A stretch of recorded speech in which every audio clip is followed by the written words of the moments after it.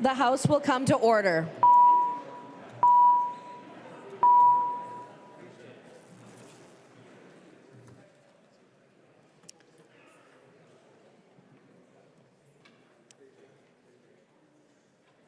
We'll revert to motions and resolutions. I recognize the member from Itasca, Representative Igo. Thank you, Madam Speaker. Let it be known we have a very famous Minnesotan coach in our midst today. So welcome Coach O'Connell to the Minnesota House floor and to the Minnesota Capitol. Today we've prepared a resolution congratulating you on being named the 2024 NFL Coach of the Year. So with that, I'll defer back to you, Madam Speaker, to reading of our resolution. I recognize the member from Ramsey, Representative Lilly. Thank you, Madam Speaker. A House resolution recognizing Kevin O'Connell, head coach of the Minnesota Vikings, for winning the 2024 NFL Coach of the Year. Whereas Kevin O'Connell, the head coach of the Minnesota Vikings, has been named the 2024 NFL Coach of the Year for his exceptional leadership, strategic brilliance, and outstanding performance in the National Football League. And I recognize the member from Polk, Representative Gander. Thank you, Madam Speaker. Whereas under Coach O'Connell's guidance, the Minnesota Vikings achieved impressive regular season record of 14 wins and 3 losses, demonstrating remarkable resilience and teamwork. And I recognize the member from Hennepin, Representative Lee F. Whereas Coach O'Connell and the Vikings have brought Minnesota together, and he has proven to be a leader of men, an excellent teacher, and a great communicator. And I recognize the member from Meeker, Representative Gilman. Thank you, Madam Speaker. Whereas Coach O'Connell's leadership was instrumental in the development of key players, such as quarterback Sam Darnold, running back Aaron Jones, and the famous wide receiver Justin Jefferson, guiding them to a career best performances and significant achievements throughout the season. And I recognize the member from Benton, Representative Wolgamott. Whereas Coach O'Connell's impact on the Minnesota Vikings was not only reflected in their record, but in the improved culture, mental toughness, and sense of unity within the team. And I recognize the member from Morrison, Representative Schultz. Whereas Coach O'Connell's efforts earned him the recognition of his peers, the respect of his players, and the admiration from fans nationwide, as well as a place among the elite coaches in the NFL. And I recognize the member from Anoka, Representative Cagle. Be it resolved by the Committee on Rules and Legislative Administration that the House of the Representatives of the State of Minnesota, am I saying the right line? hereby recognizes and honors Kevin O'Connell for winning the 2024 NFL Coach of the Year award and for his exemplary leadership and contributions for Minnesota Vikings and the sports of football. Representative Igo. Be it further resolved that a copy of this resolution be presented to Coach Kevin O'Connell as a token of appreciation for his remarkable achievement and dedication in excellence in coaching. Member, please stand.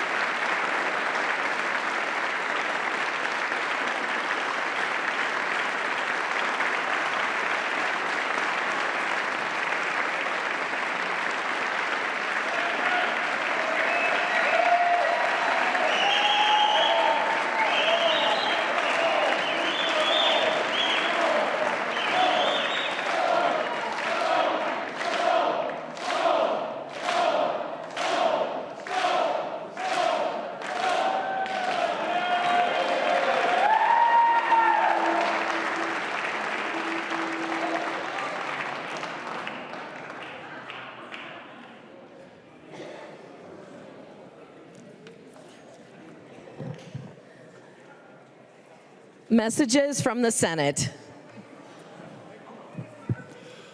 Message from the Senate. Madam Speaker, I hereby announce the passage by the Senate of the following Senate file herewith transmitted. Senate file number 2511, an act relating to liquor. The message is signed Thomas S. Bodden, Secretary of the Senate. First reading of Senate bills. First reading of Senate file number 2511, an act relating to liquor. O'Driscoll moved that Senate file number 2511 and House file number 2027, now on the general register, be referred to the chief clerk for comparison. Calendar for the day. Gotta get it.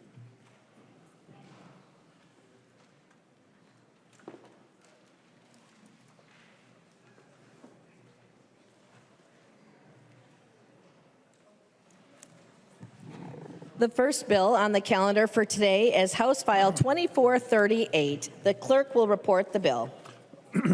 House File number 2438, number 2 on the calendar for the day, an act relating to transportation, establishing a budget for transportation, the second engrossment. There are amendments at the desk. If there is no objection, we'll let the author explain the bill before we act on the amendments. I recognize the author from Dakota, Representative Koznick, who will explain the bill. Thank you, Madam Chair and members. It's an honor to present to you the Transportation Omnibus Bill. And before we get started, we always like to take a minute to say our thank yous to those that helped us put the bill together, understand the policy, run the committees.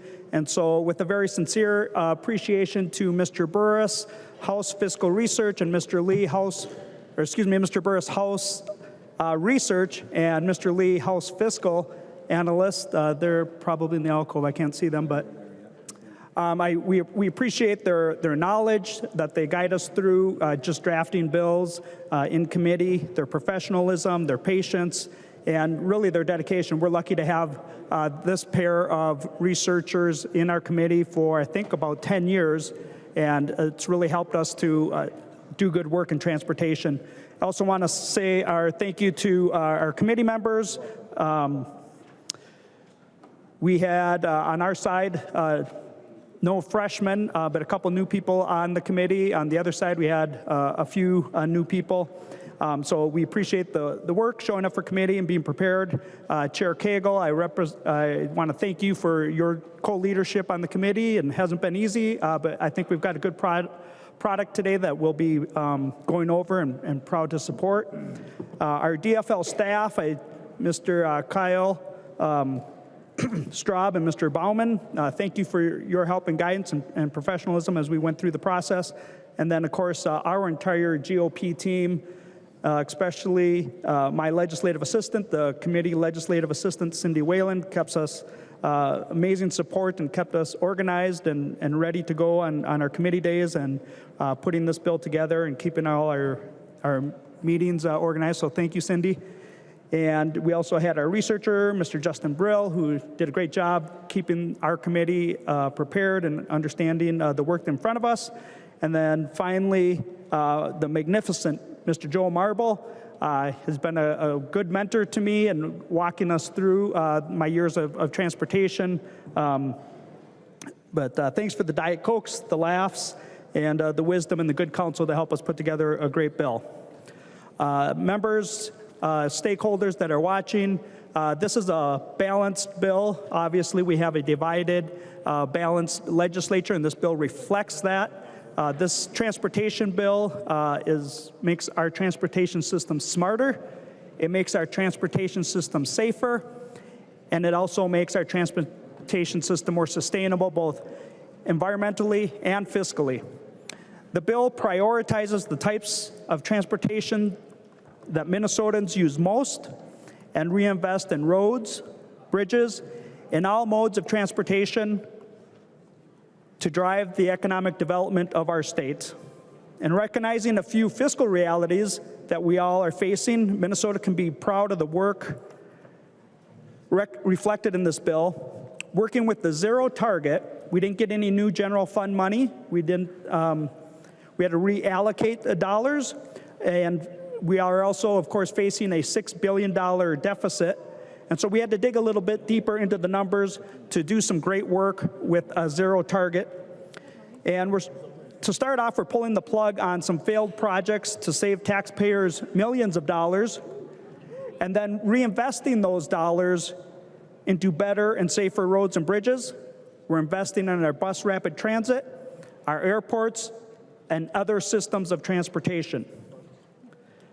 This bill holds general fund spending steady, but reprioritizes how other funds are used. Savings are redirected towards road construction, maintenance, and common sense transportation programs that boost our economic development and improve safety. The impact of a $6 billion deficit, we know that the capacity for the Capital Investment Committee, or the bonding bill, has been reduced with the looming deficit.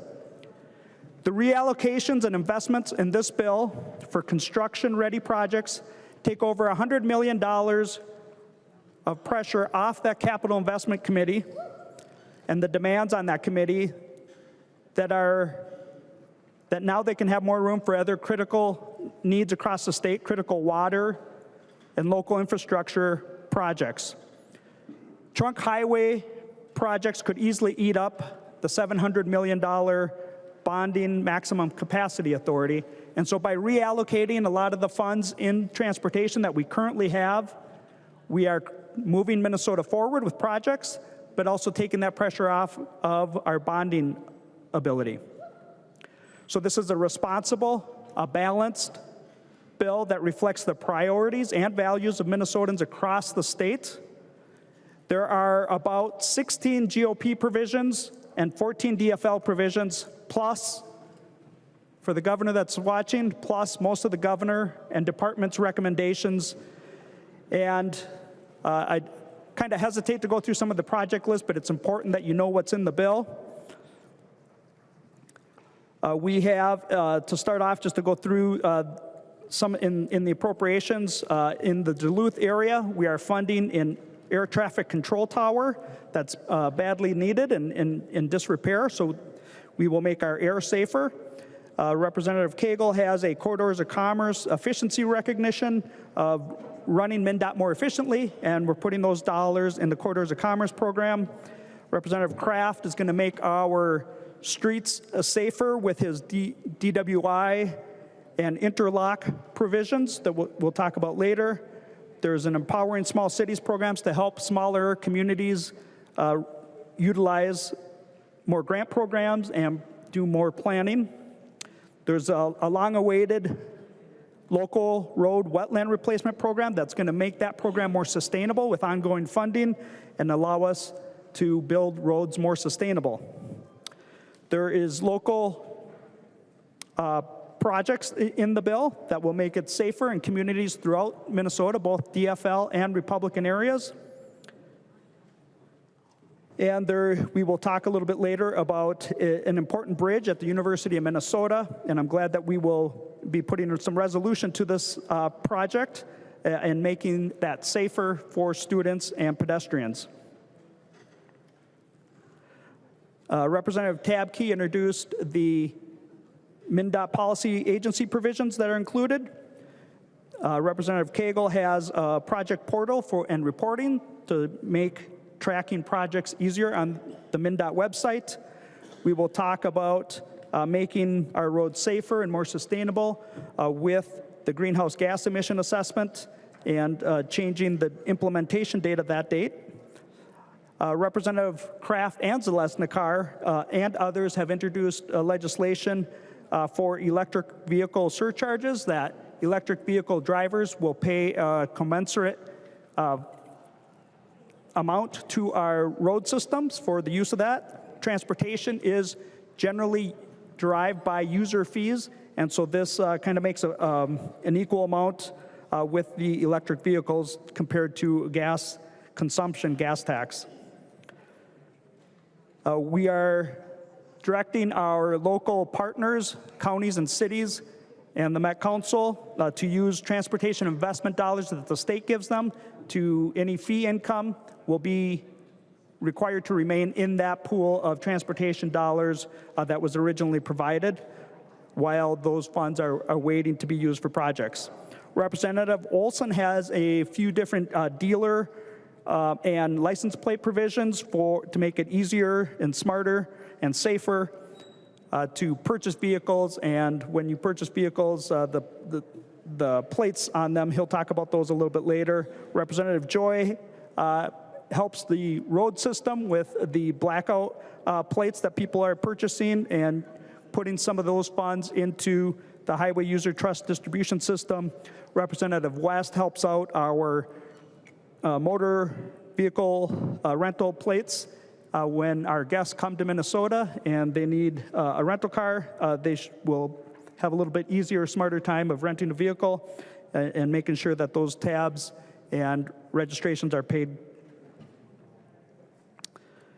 Representative Anderson has a provision for our salvaged titles on vehicles that are inoperable, and we need to get the title back to the insurance company or the salvage yard that has the vehicle in possession and has paid out the owner. Representative Davids and Olson had some clarifications on the retail delivery fee for construction materials and heating fuel, propane delivery. And so we appreciate that that is now been clarified to the original intent of the retail delivery fee. Representative Schwartz has a provision for transporting crude soybean oil that will make it safer for trucks to be delivering the soybean oil to the plant. It's a small provision, but it's an important provision that makes it safer in that area for truckers and motoring public. Representative Joy again has a provision for our commercial truck drivers to schedule their test. Representative Myers will talk about the challenges in scheduling a road test for our younger, generally our younger drivers, so that hopefully we can free up some of the testing times that I know can be very frustrating for parents. Representative Cagle helps make our transportation system smarter by the way we build and invest in our roads and maintain and monitor our road systems with both a pavement asset sustainability ratio targets and also a resilient pavement program that we are initiating that has great bipartisan support, in addition to some consolidated reporting aids. There are Met Council regional transit capital bonds for our transit system, over $100 million, so that our trains can continue to operate and get new trains and put new buses, tires on the buses. When the buses age out, purchase new buses. Those are kind of standard bonds that are included in this bill. There's some Representative Olson has another provision for traffic safety violations report extension at the University of Minnesota that will be coming out in a number of months, but they needed a few more months to finish that report.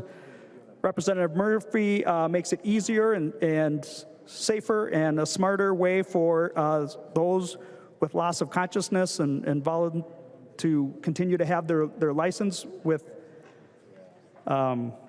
having to go to the doctor to get their exemptions.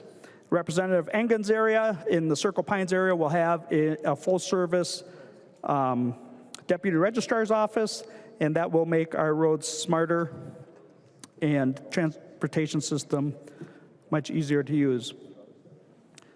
So members, I will kind of pause at that and turn it over to Chair Cagle for some additional comments. But again, this is a balanced bill that reflects the values of Minnesota, and it makes our system smarter, safer, and more sustainable. With that, Madam Chair, I'll turn it over back to you for recognize Chair Cagle. I recognize the member from Anoka, Representative Cagle. Thank you, Madam Speaker.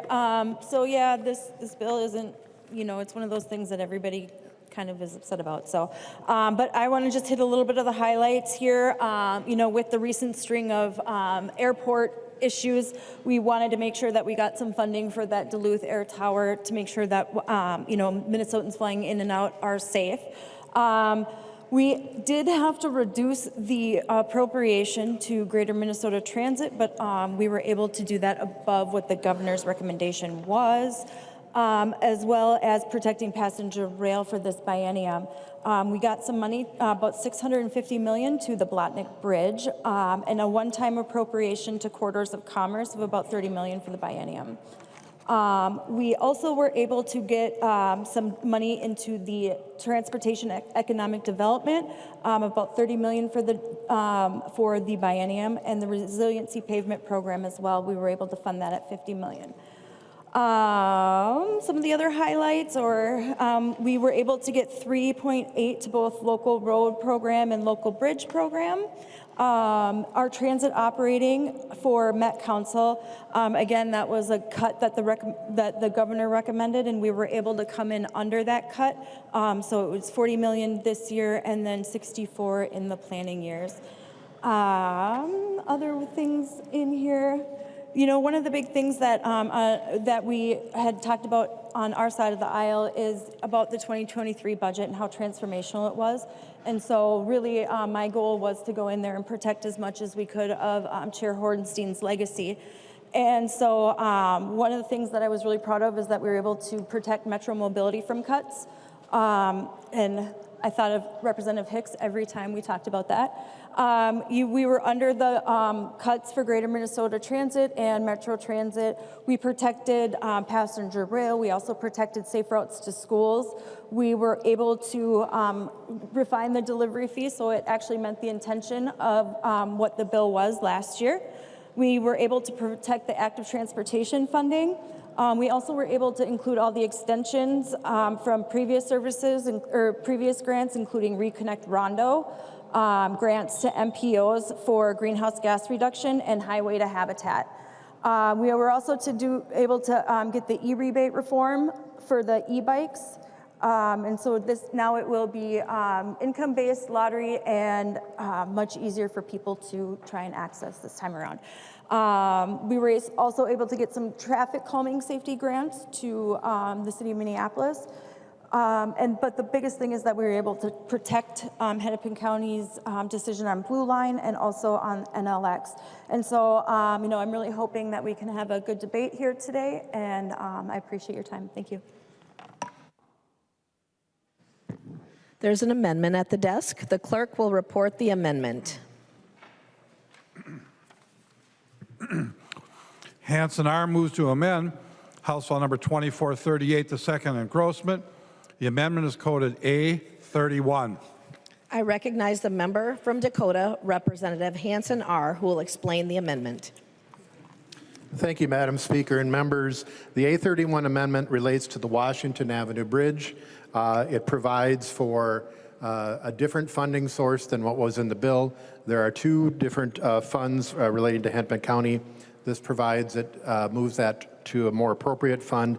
In addition, we did have a preliminary draft fiscal note that showed that the cost would be $9 million, so it reduces the appropriation from 15 to 9. I want to thank Representative Cagle and Representative Koznick for their support on this and ask for your support as well. The Washington Avenue Bridge has been a magnet, unfortunately, for people committing suicide in our state, and has been for over 60 years.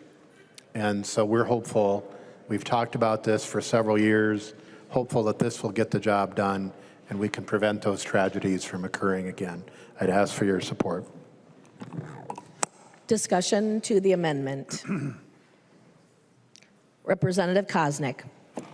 Thank you, Madam Speaker. Representative Hanson, thank you for bringing this bill forward. I know it was an emotional bill for one of your constituents whose family member, daughter, jumped off the bridge and left her family behind. So I'm proud to have this provision in here, and I think it's being paid for an appropriate pool of money. So I encourage a green vote on this amendment.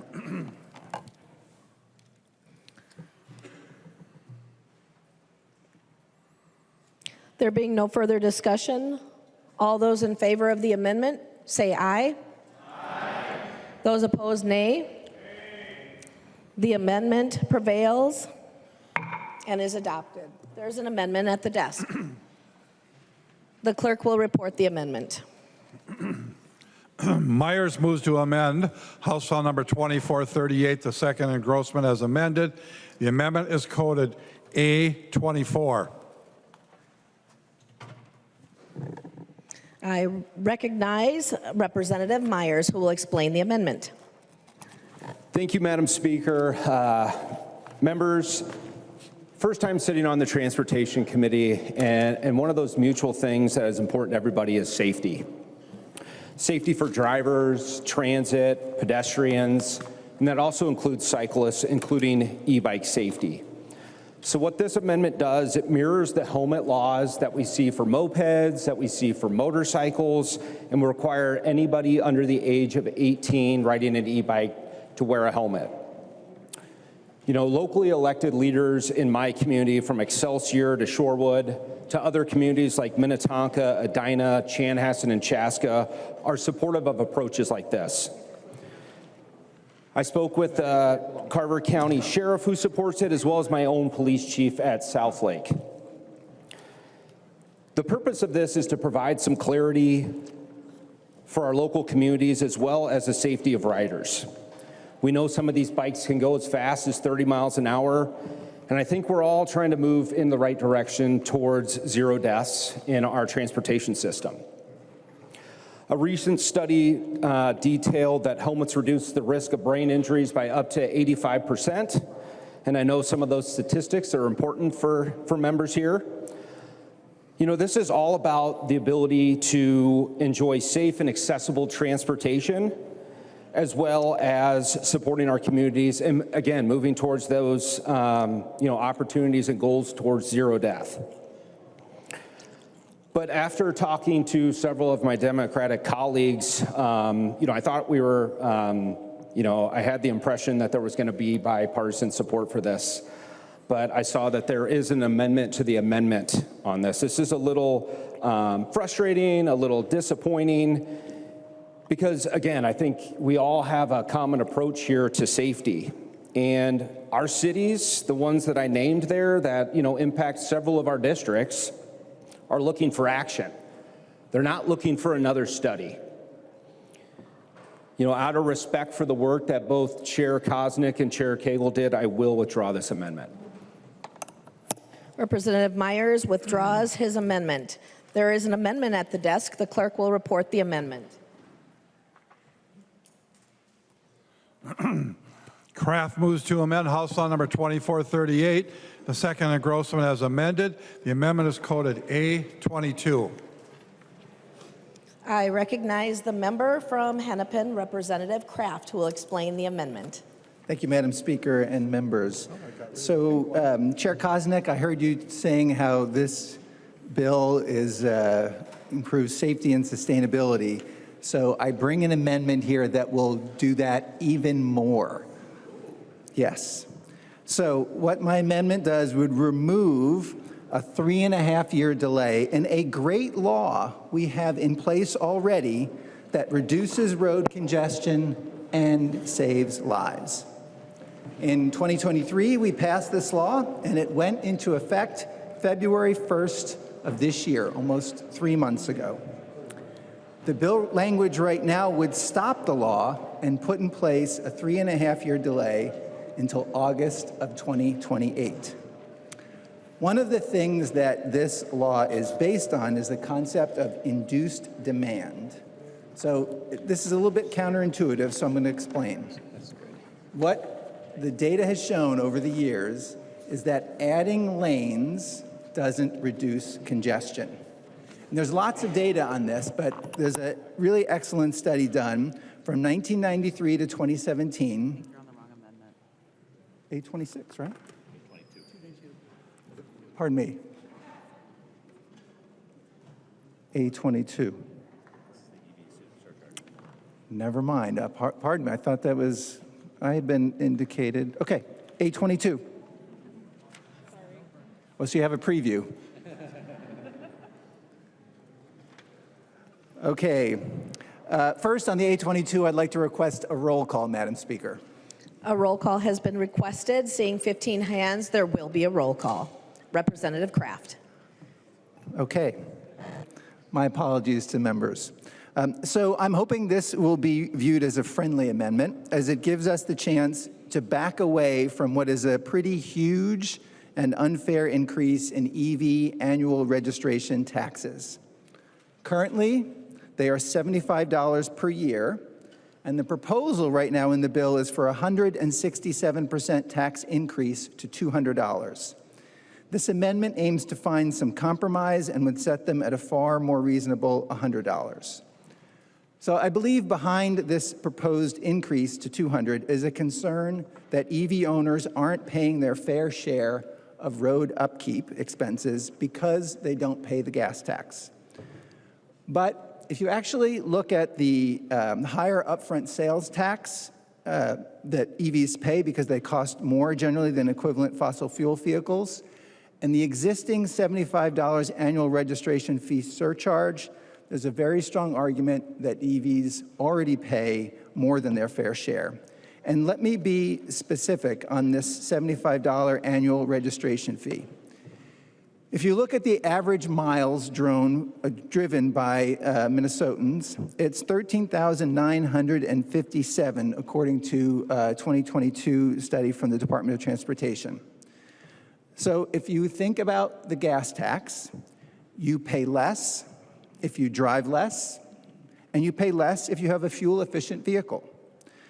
So today, the gas tax is 31.8 cents per gallon, right? Now, if you drive a car that's 40 miles per gallon, which is a pretty fuel-efficient vehicle, that's $111 a year. If you drive a vehicle that's 50 miles per gallon, let's say a Prius, that's $89 a year. Now, an EV is at least as energy efficient as those. And the other thing about EVs is if you look at how many miles per year they're driven, the average tends to be much less than the average of a fossil fuel-based vehicle. So really, just looking at this, I don't know how we can justify $200, especially as we already have a higher sales tax rate than our neighbors. So with this amendment, what I'm aiming to do is give us all a chance to be more reasonable here, move it to $100, which is still a bump. It does add inflation indexing to that, so it matches the gas tax perspective, so fairness. And then the other thing it does is the current language has a split between money going to the Highway User Tax Distribution Fund and to a Greenhouse Gas Mitigation Fund. It adjusts that a little bit, make sure that the amount going to the Highway User Tax Fund is held constant. So that's what the amendment does. I said I think it's for much more fairness, and I encourage a green vote. Discussion to the amendment. I recognize the member from Hennepin, Representative Elkins.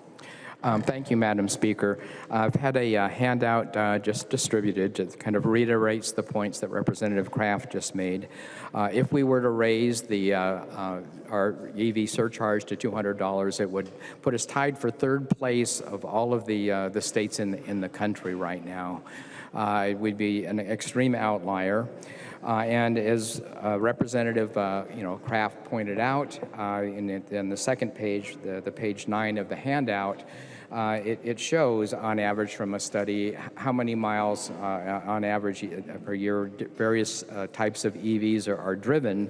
And we're at a point where why should someone who drives a Nissan Leaf 6,500 miles a year be penalized by paying an EV surcharge of $200 that's based on the cost of driving an F-150 pickup for 13,000 miles a year, or why should Representative Reimer pay $50 more a year in transportation gas taxes just because his pickup truck is run on electricity rather than gasoline? So I strongly support a vote in favor of this amendment. Further discussion to the amendment. I recognize the member, Representative Koznick. Thank you, Madam Speaker, and it's encouraging to see our friends across the aisle suddenly get some tax insight and want to lower taxes and have concerns about being an outlier. I wish that would transpire into all areas of taxation.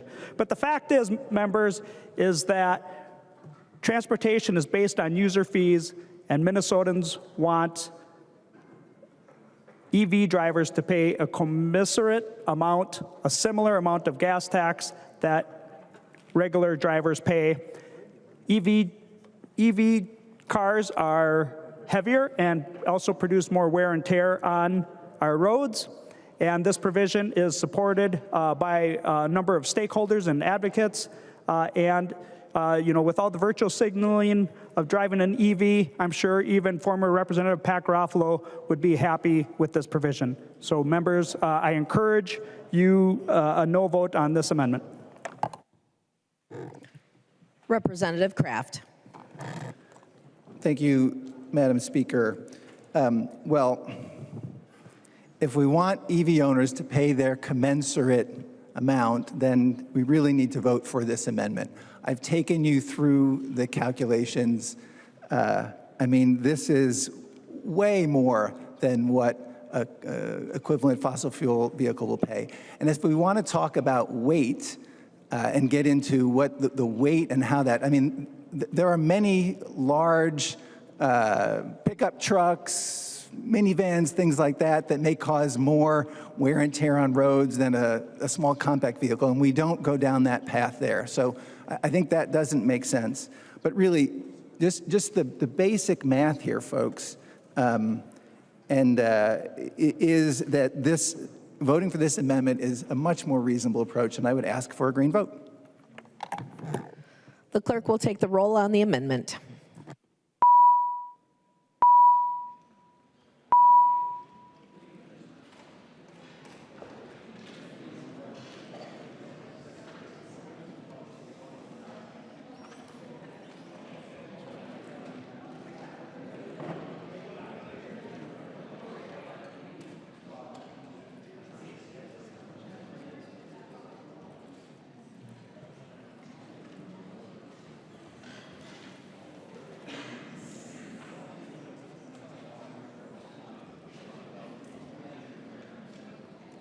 The clerk will call the name of the member participating remotely. Hussein. Okay, go ahead.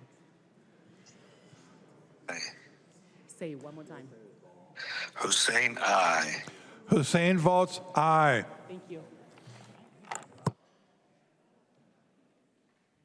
The clerk will close the roll.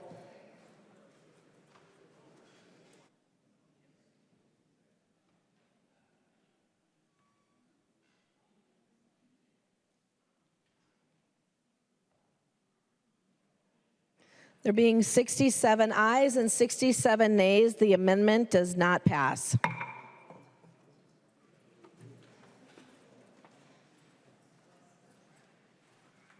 There's an amendment at the desk. The clerk will report the amendment. Kraft moves to amend House Law number 2438.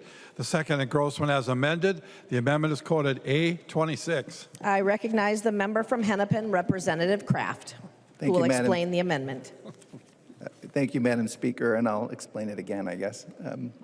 Members, so as I mentioned, this law will improve safety and sustainability on our roads, removes a 3.5-year, this amendment would remove a 3.5-year delay in a great law we have in place. One of the concepts the law is based on is induced demand, and I was about to explain it. And what this induced demand is it's a recognition with the data that we've seen is that when you add lanes, it doesn't reduce congestion over a number of years. What happens is that more car trips happen, and then within a few years you have more congestion than you had in the past, more pollution, and the system works worse. And you don't have to take my word for it. There was a study done from 1993 to 2017 of 100 metro areas around the country. And in those areas, population grew by 32%. The number of lane miles grew by 42%. So more lane miles per unit of population. So if that was a solution that worked, you would expect to see congestion go down.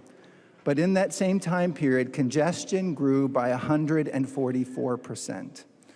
So what this law that we're putting a delay in is doing is making sure we take that into account as we expand our transportation system. So that as we expand it, we're also decreasing the average amount people need to drive to live their lives, or vehicle miles traveled. And I mean, who wants to spend more time in congestion in their cars, right? So this is why we need to accept this amendment. Interestingly, if we can do this and reduce the average amount people need to drive, there are all kinds of other benefits. Huge cost savings for Minnesotans, as well as fewer people dying on our roads. So in a Rocky Mountain Institute study, it said that using this law to help MnDOT achieve its vehicle miles traveled goals would save $91 billion by 2050. Some recent data indicates that could be quite conservative and would save 65 lives per year and prevent 1,000 injuries. So why would we give up these benefits? This is systemic change that we're trying to make, to think differently about our transportation system. So we think about how to get people access to the things they need to live their lives versus just thinking about cars. And with systemic change, the system fights back, whether it realizes it or not. It says things like, oh, this isn't quite ready. And that's what we're hearing. But it is ready. Perhaps there's another reason some are ready to give up on these benefits is because some of the other benefits here of this law are climate change related.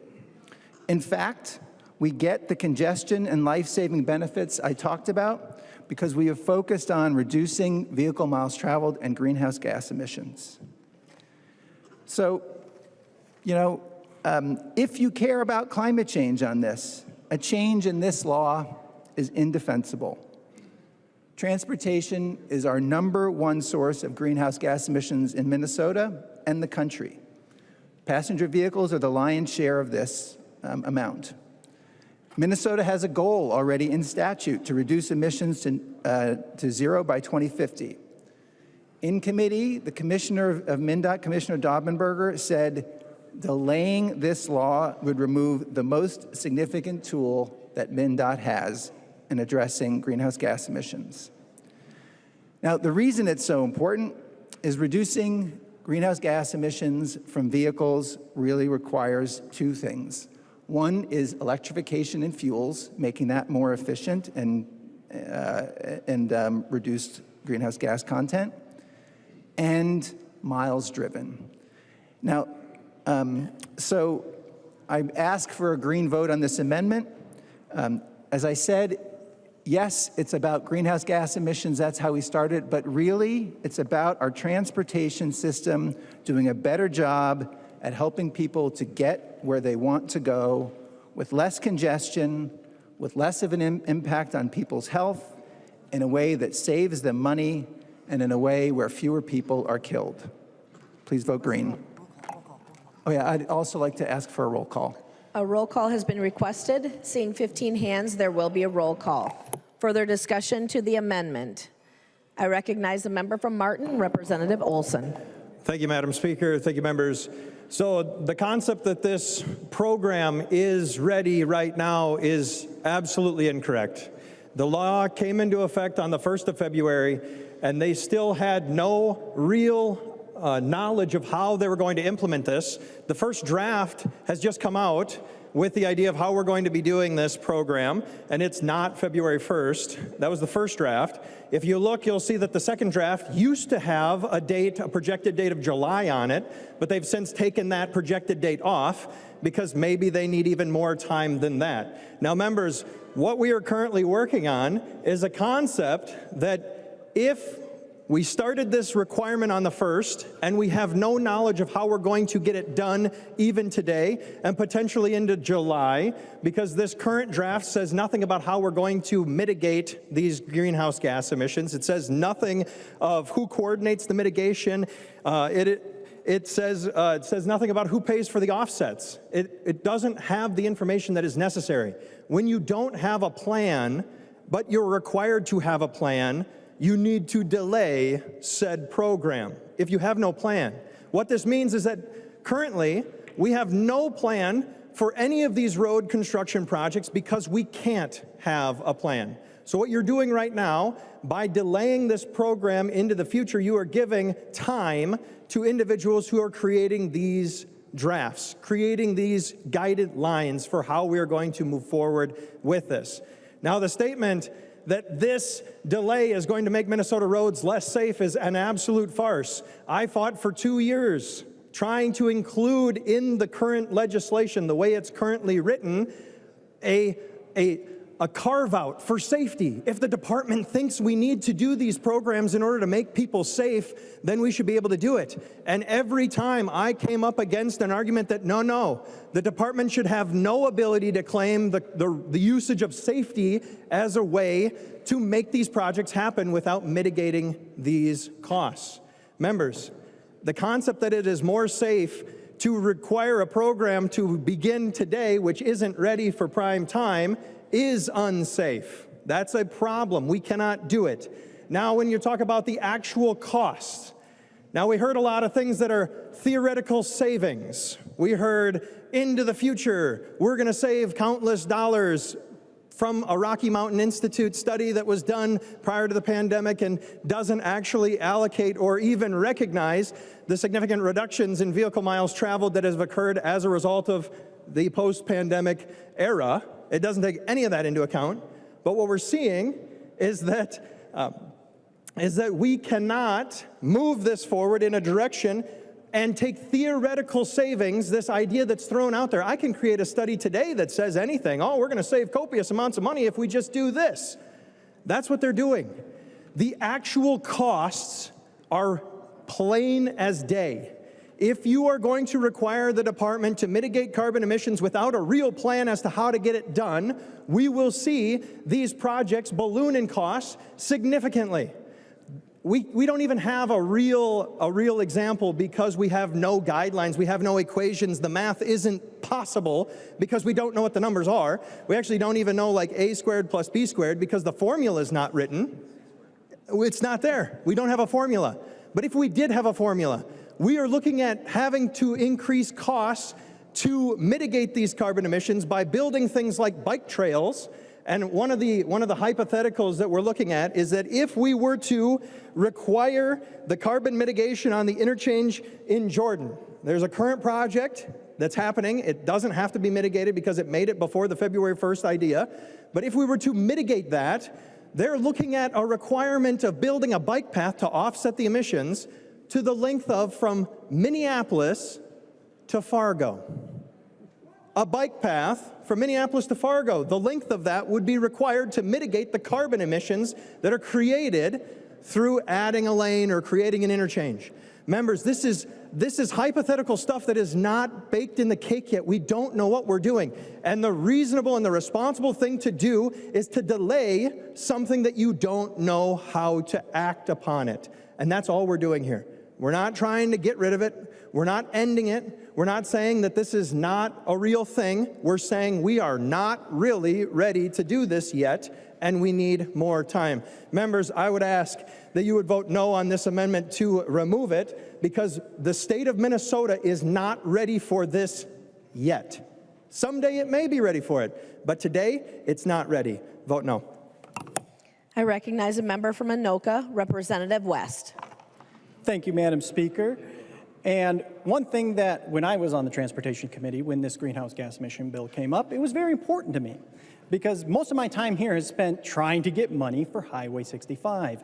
Complete disaster in the district. And I have heard from Democrats on the Blaine City Council, Democrats on the Anoka County Board, who are saying, please address this issue. We need to build Highway 65. And this is the #1 barrier after money of redoing Highway 65. We got over a little over $200 million to rebuild a good section of Highway 65 through bipartisan cooperation, and significant thanks to Chair Cagle on acquiring that money for Highway 65, but there is more work to do. And so many members here I know have very important road projects in their district. This greenhouse gas emission will slow those projects down unless we delay it. The offsets don't make sense, as Representative Olson already pointed out. So please, members, this is something that we need to delay.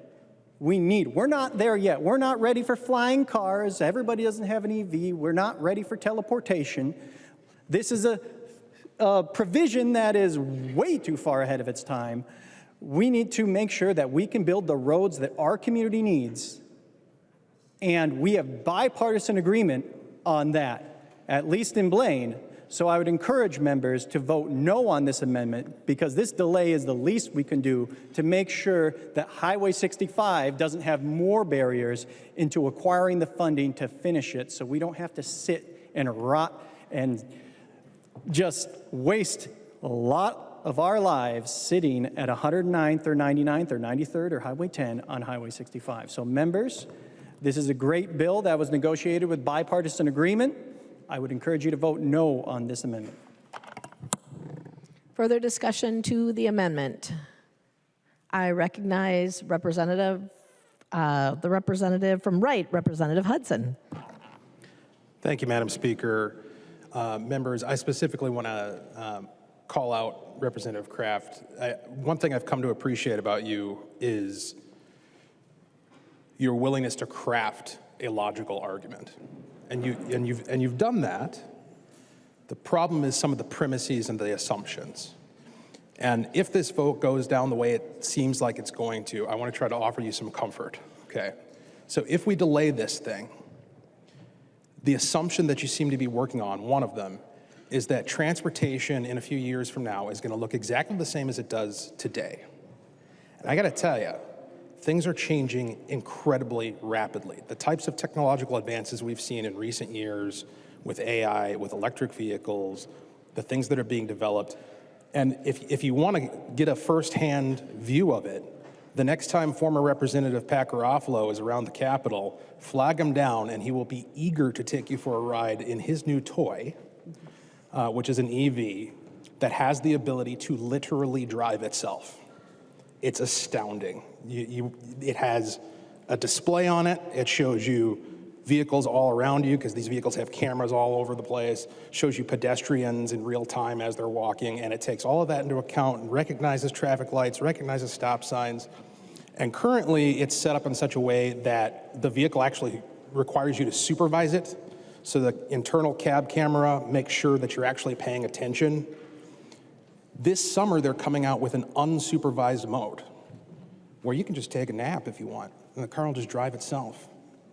We're going to get to the point in short order where it will be feasible to not even have to own a car. Imagine that. To have a subscription service where a car just comes to you when you need it, and you can decide what model you want for whatever the need is. You're taking the family someplace far away, that's going to require a certain type of vehicle. You're commuting here to the Capitol, maybe you just need a one-seater, right? Who knows how funny they'll start looking when we get to this point. But the encouragement that I want to offer you is that what you're trying to affect, which is a cleaner environment and reductions in greenhouse emissions, the market is innovating, and we're getting there. It doesn't have to be as a result of a government mandate. It can be as a result of market innovation, and I hope that'll be some comfort to you. Thank you. Representative Koznick. Thank you again, Madam Speaker and members. Representative Kraft, I anticipated that we'd have some discussion about the greenhouse gas mitigation offsets today. And, we do recognize the need to be conscious on how we affect the environment. But the reality is that there is still important questions on implementing these offsets, and a 12-month change in the implementation date just gives stakeholders time to get the questions and the issues worked out. And additionally, members, according to MnDOT, we have a funding gap in just maintaining our current system. If you were in committee, you saw this slide. It's on their website of the funding gap report. And in it, the gap of maintaining our roads is over $1.1 billion a year, members. We are short $1.1 billion a year in just maintaining our road system. And that funding gap is exacerbated with increased cost to projects. And that's what the big concern is. The mitigation offsets, according to MnDOT, increase project costs between 5 to 30%. We had testimony from county engineers, city engineers, and other stakeholders that suggest it might be even closer to 40% of an increase in maintaining and building projects. And this is a huge concern. The reason this 12-month change in implementation date is so important is because it gives stakeholders an opportunity, and those that are designing the offsets, the technical advisory committee, gives them an opportunity to answer some questions and fully figure out how to even implement it. MnDOT hasn't fully finished implementing this, so stakeholders can figure out how they need to adjust their programs and products, and there are a lot of questions involved. Representative Hudson brought up the futuristic nature of transportation and how that may change the transportation systems and its effect on the environment and congestion. But currently, there are still questions about who coordinates the mitigation if it involves non-transportation offsets or crosses multiple jurisdictions. If Representative West in Anoka County is trying to do a project and he needs to do some offsets, what if it crosses the jurisdiction into Scott County or Hennepin County, and how do they coordinate that? Those questions are not asked or answered yet. And also, who pays for these offsets, and how are we going to pay for them when we already have a $1.1 billion funding gap? And what if the true cost of the mitigation exceeds the estimates as we're trying to plan this out? What do we do then? We don't have an answer on that yet. And members, that's why this change in the implementation date by 12 months is so important. You were on your desk giving a letter from a variety of the stakeholders that participated in the committee and testified to the importance of a simple change in the implementation date. And so, members, we cannot accept this amendment. We are trying to work conscientiously, and I mentioned that we're trying to, in this bill, have safer, smarter, and more sustainable transportation system.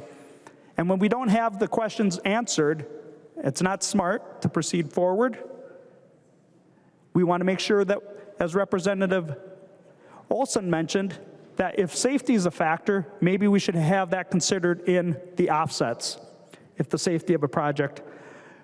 But when we talk about sustainability, the first thing you might think of is environmental sustainability, and that's important. But we also cannot crank up the cost of projects and burden our system between 5 and 40%. That's not financially sustainable or feasible. So, members, we cannot accept this amendment, and we need to have more work done before we can implement this policy. So I urge you to vote against the amendment. I recognize the member from Scott, Representative Tabke. Thank you very much, Madam Speaker and members. I rise in support of Representative Kraft's amendment today. Just want to make sure that we are all recognizing, we've heard a lot from GOP members about delay and about pushing this forward into the future and how that will impact our transportation system. And then we heard from Representative Hudson about the future is now in transportation and where we're going with things.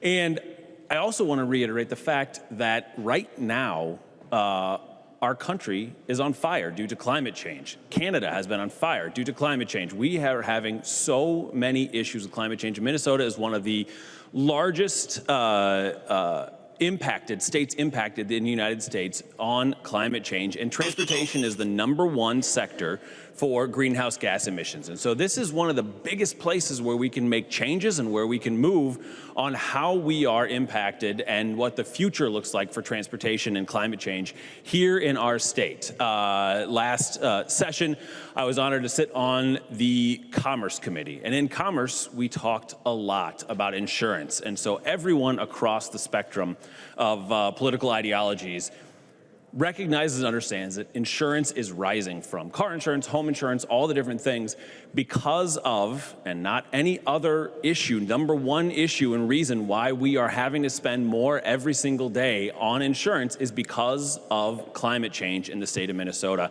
And transportation, again, is the #1 impact on greenhouse gases, an emitter of greenhouse gases in our state. And so this greenhouse gas emissions legislation that we passed in 2023 will into the future have big impacts on how that will, it's not today, but we must start today in making sure that we are getting this work done. So I very much support this amendment and hope we're able to pass it. Thank you, Speaker. I recognize the member from Hennepin, Representative Jones. Thank you, Madam Speaker.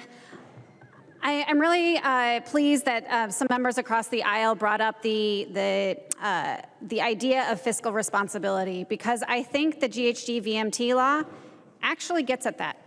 And I want to provide an example of my namesake highway in Katy, Texas. So it's in Katy, Texas. It's called the Katy Freeway. Actually in Houston, Texas, apologies, to provide this example.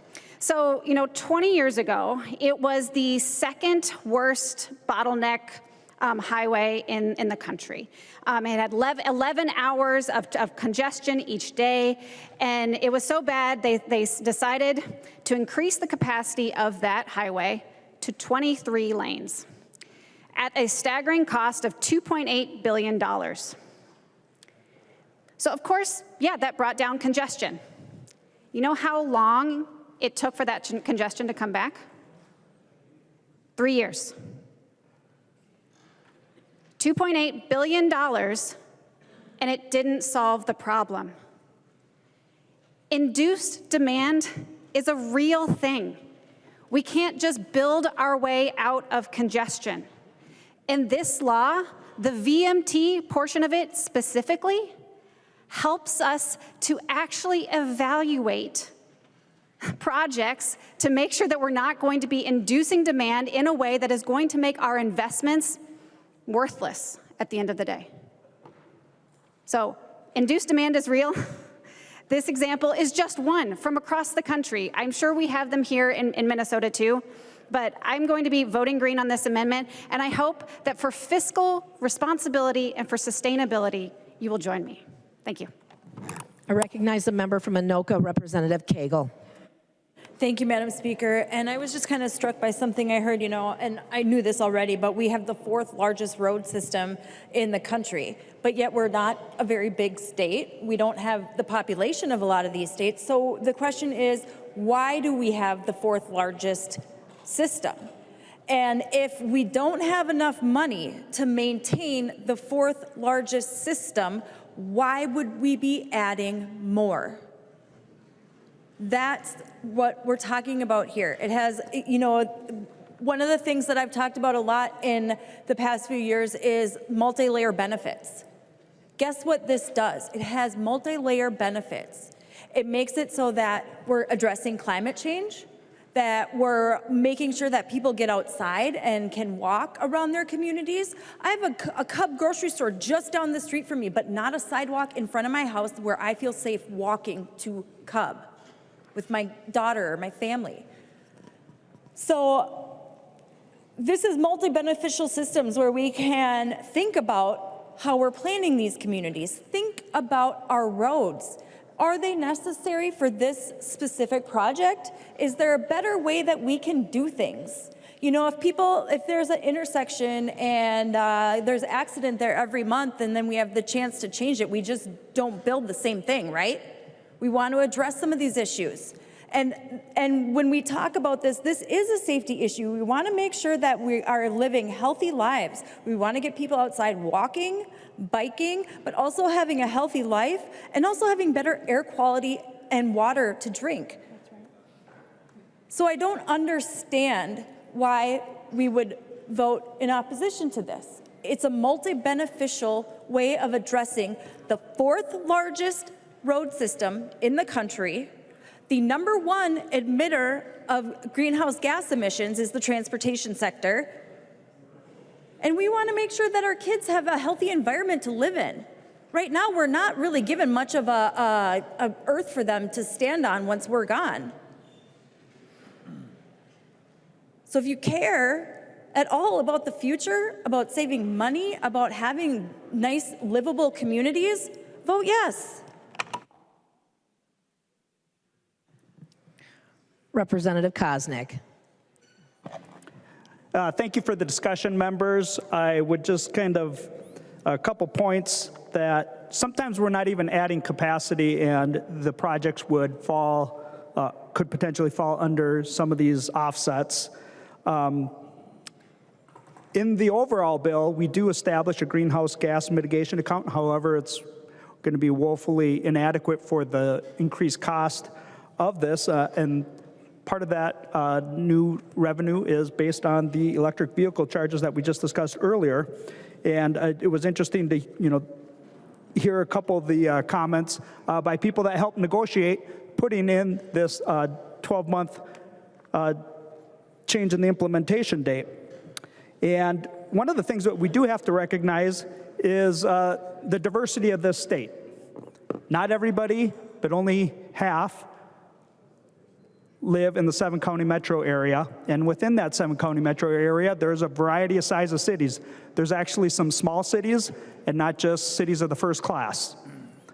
When you look at the system that we've built in Minnesota, it helps us to get people from regional center to regional center, from Mankato to St. Cloud, from St. Cloud to Duluth, from Duluth to Fergus Falls, to Alexandria. And so that's one of the reasons we have the network that we do, because Minnesotans want to go visit each other. We have beautiful resources in different parts of the state, and we need to maintain the system that gets people there to enjoy that.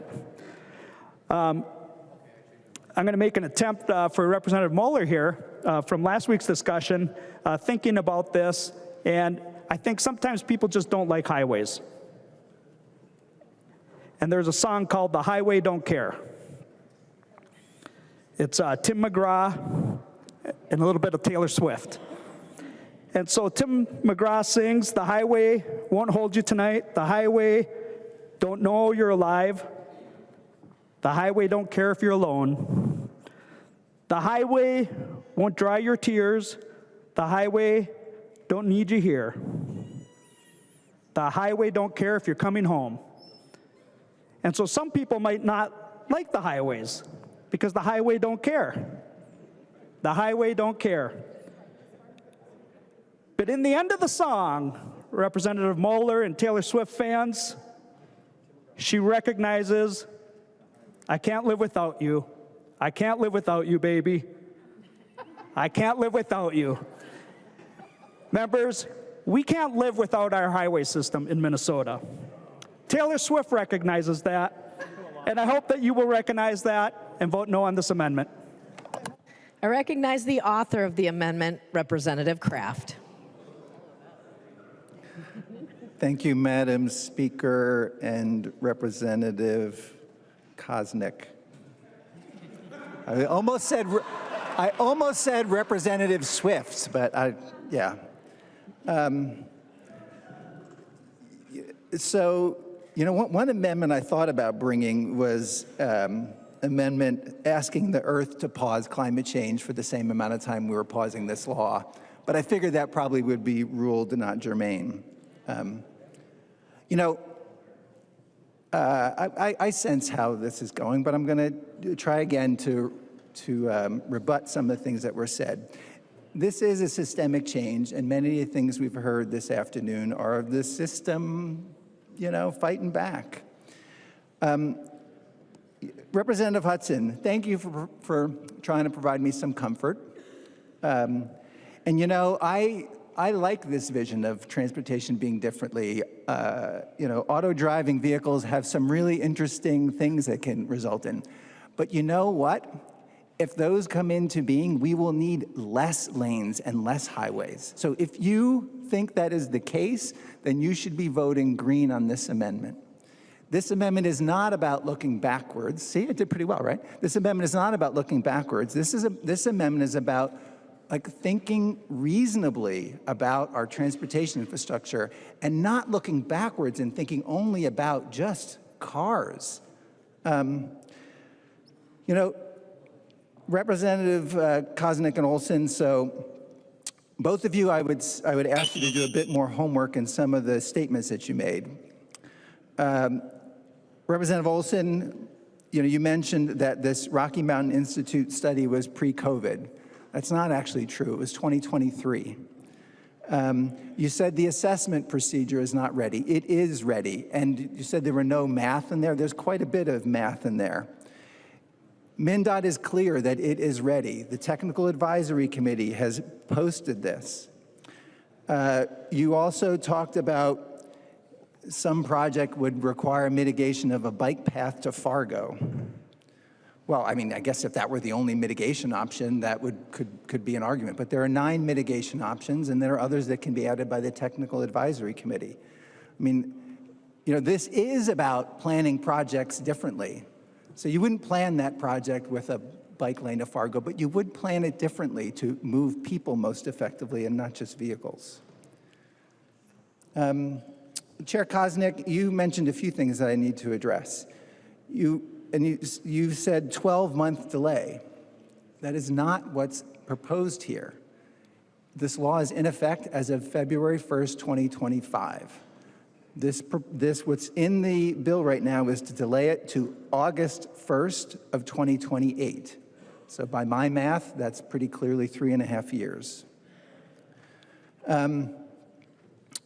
MnDOT, this is ready to be implemented. And you also talked about, you know, this can affect all kinds of projects. This is for substantially sized projects. More than 5 million in greater Minnesota and more than 15 million in the metro area. You know, we should not do this. We should accept the amendment. We should not do this. Certainly from a climate perspective, the earth doesn't care if we, you know, the earth isn't going to pause. But again, this is also about our transportation system doing a better job at helping people get to where they need to go with less congestion, less of an impact on people's health, in a way that saves a lot of money. Cars cost a lot of money. So does death, by the way. And you know, on that, there was a discussion about safety. We have been doing this kind of mitigation for, I think, about 30 years with wetlands mitigation. Wetlands mitigation right now, if a road is going to impact wetlands, and then that impact must be offset. There's no exception if it's related to safety, because you know why? Because we can do both. We can protect wetlands, we can make roads safer in the short term, and we can save lives in the long term and do the right thing by our kids and grandkids. Please vote green. The clerk will take the roll.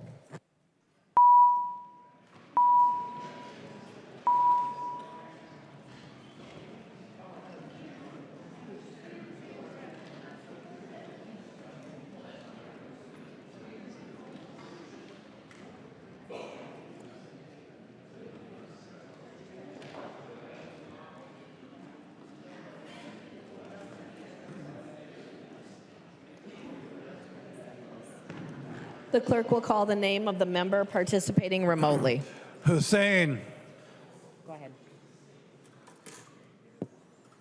Say it one more time. Hussein, yes. Hussein votes aye. The clerk will close the roll.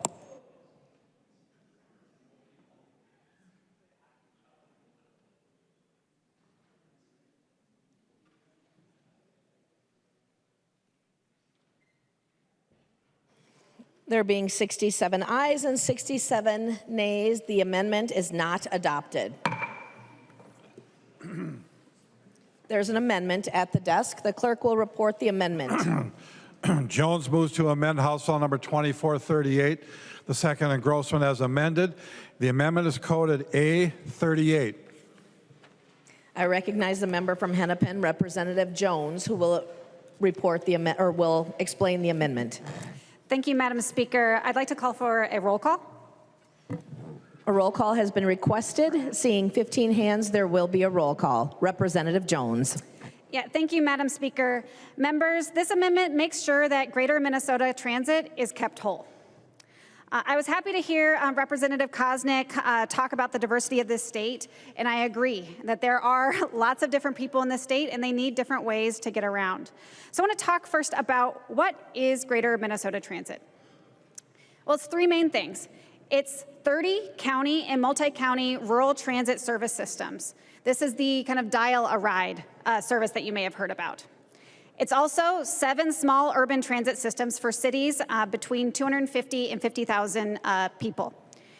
They have a route deviation service. That means there's kind of 2 planned terminal ends. There may be some intermediary stops, and the bus generally goes along, or vehicle generally goes around that route, but a passenger can request a little bit of a deviation along that route. And then there's the large transit systems for cities 50 to 200,000 people with that traditional fixed route transit. And these provide 7.4 million rides in 2023. These are trips to the grocery store, to doctor's appointments, to school, to work, and to visit family and friends. So I want to address 3 main reasons for why this is needed. First, the sheer number of people who need access. Nearly 1 in 3 people in this state doesn't drive for one reason or another, whether it's age, ability, affordability, or choice. This also includes 1 in 5 seniors. And Greater Minnesota has a greater proportion of people over age 65 than the metro. So people, whether they're age 8 or 80, they need to be able to get around. Second is fairness. I bring this amendment because residents of Greater Minnesota deserve transportation options just as residents of the metro do. And we hear again and again that rural residents feel left behind. So cutting transit service certainly doesn't help with that. So that's why I'm bringing this amendment. We also hear that there's a worker shortage in Greater Minnesota. So it's a problem when workers can't get to their jobs. Rural residents need to get to school and get to the store. And if they can't get to the store, they're not spending money and supporting local businesses. Residents also don't deserve to be stuck at home. We hear and read about the problem of loneliness throughout this country. Increased loneliness also correlates, unfortunately, with increased deaths. And according to the Rural Health Info by the Department of Health and Human Services, people in rural areas are almost twice as likely to commit suicide than those in urban areas. And lastly, safety. So I actually come from a rural small town which doesn't have transit. And a high school classmate of mine, his name is Brett, he made poor decisions, by driving while intoxicated. The DWIs resulted in his license being revoked. And so he's like, well, how am I supposed to get to work? Well, he made another poor choice of driving without a license, because what other choice did he have? When people like Brett make mistakes, why don't we create environments for them to rehab and succeed, to do the things we want them to do, which is go to work and be productive members of our society?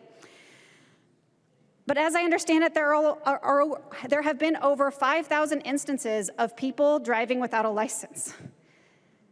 That's not safe. Do we want people with recent DWI pasts trapped in the same way without a way to get around and tempted to drive when they shouldn't? Greater Minnesota Transit, though, can help. This amendment is about safety. It's about caring for rural residents, particularly our seniors, and ensuring fairness of access in rural communities. Thank you, Madam Speaker. And I urge a green vote, of course. Further discussion to the amendment. I recognize Representative Koznick. Thank you, Madam Speaker. And a concern about this, I would encourage members not to vote for this amendment. There is concern on, make sure we got the right one here for a second.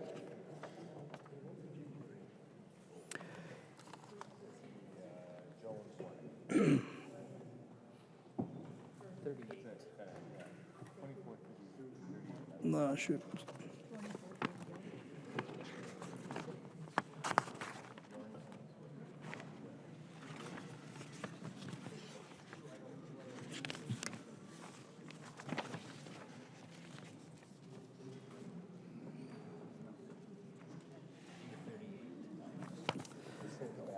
Yeah, it's not a good amendment anyways, but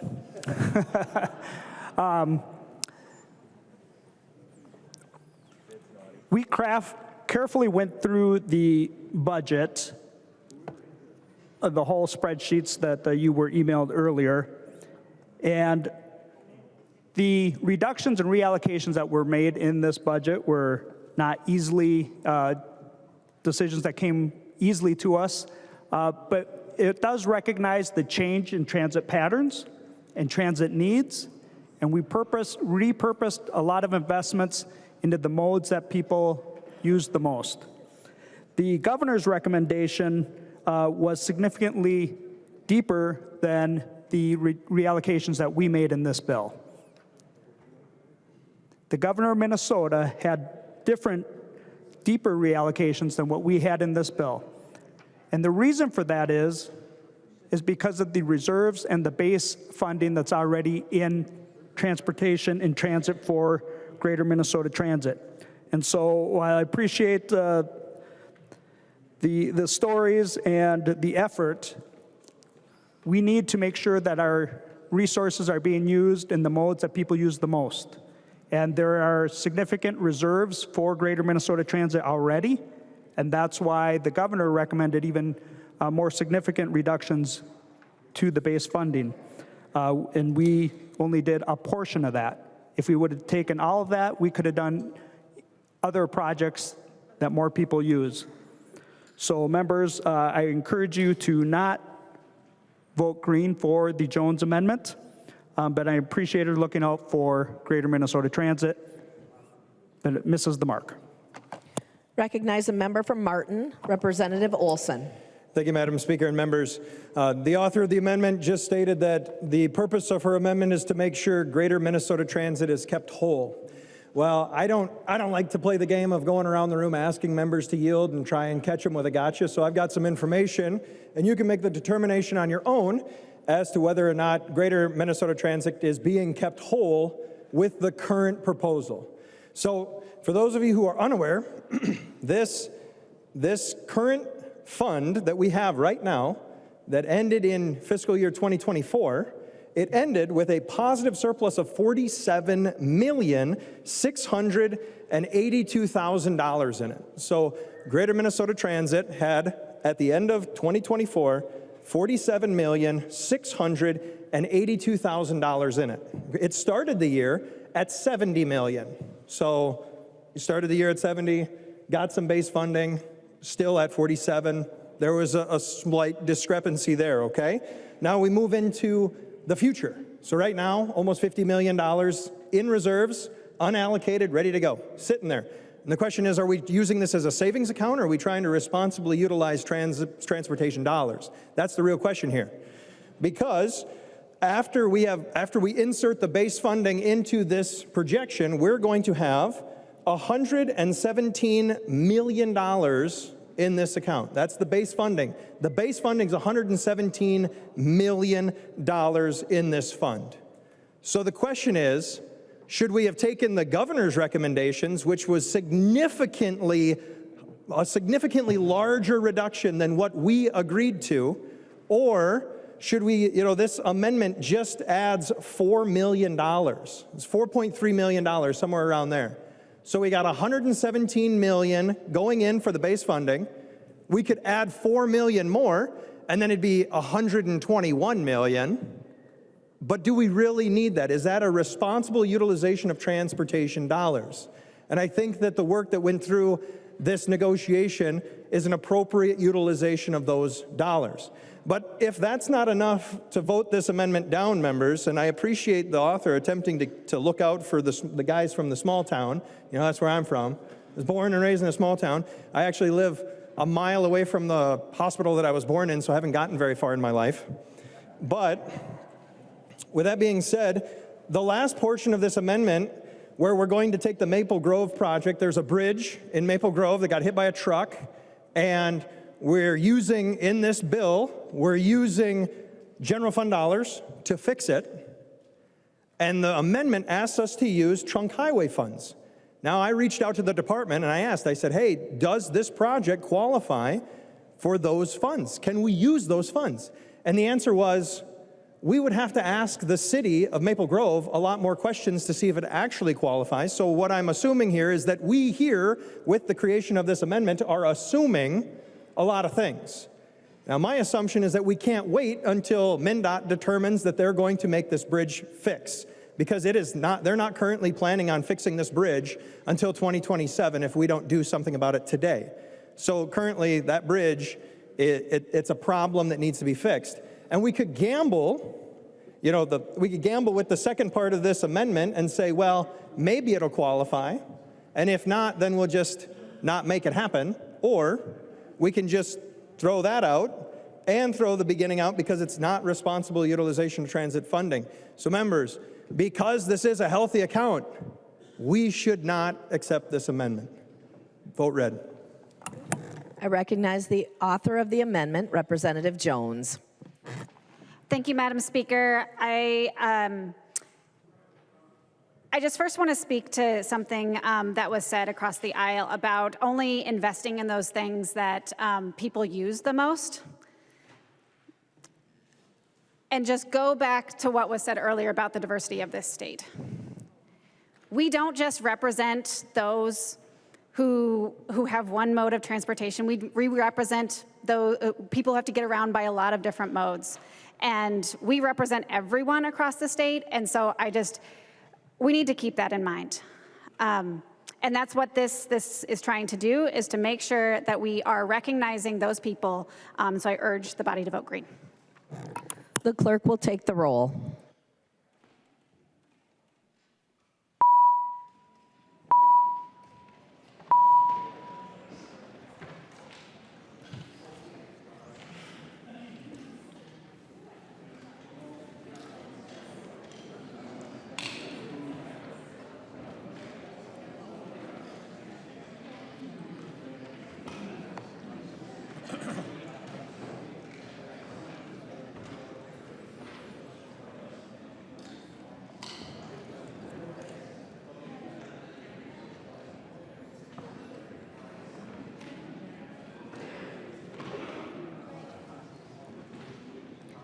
The clerk will call the name of the member participating remotely.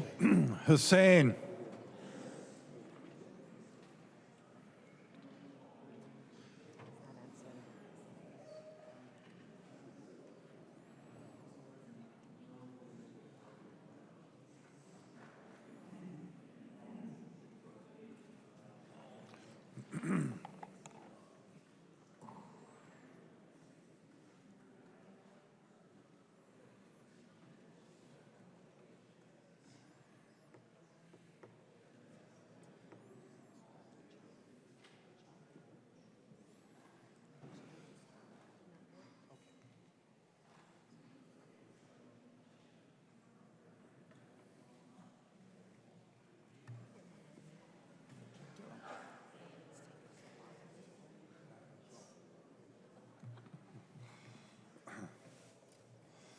The clerk will close the roll.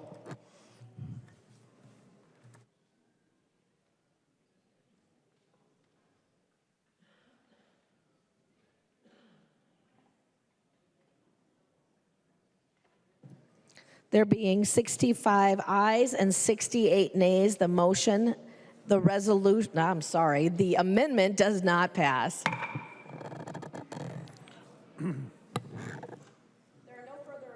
There no further amendments at the desk, the clerk will give the bill a third reading. Third reading, House File Number 2438, as amended. Third reading. Discussion to the bill. I recognize the member from Washington, Representative Anderson, PE.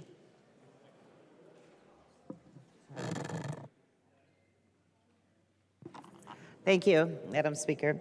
I'm on the Transportation Committee. I want to say there are several provisions that I supported that didn't make it in this bill, such as getting rid of the delivery fee, such as the train to Duluth, and some other things.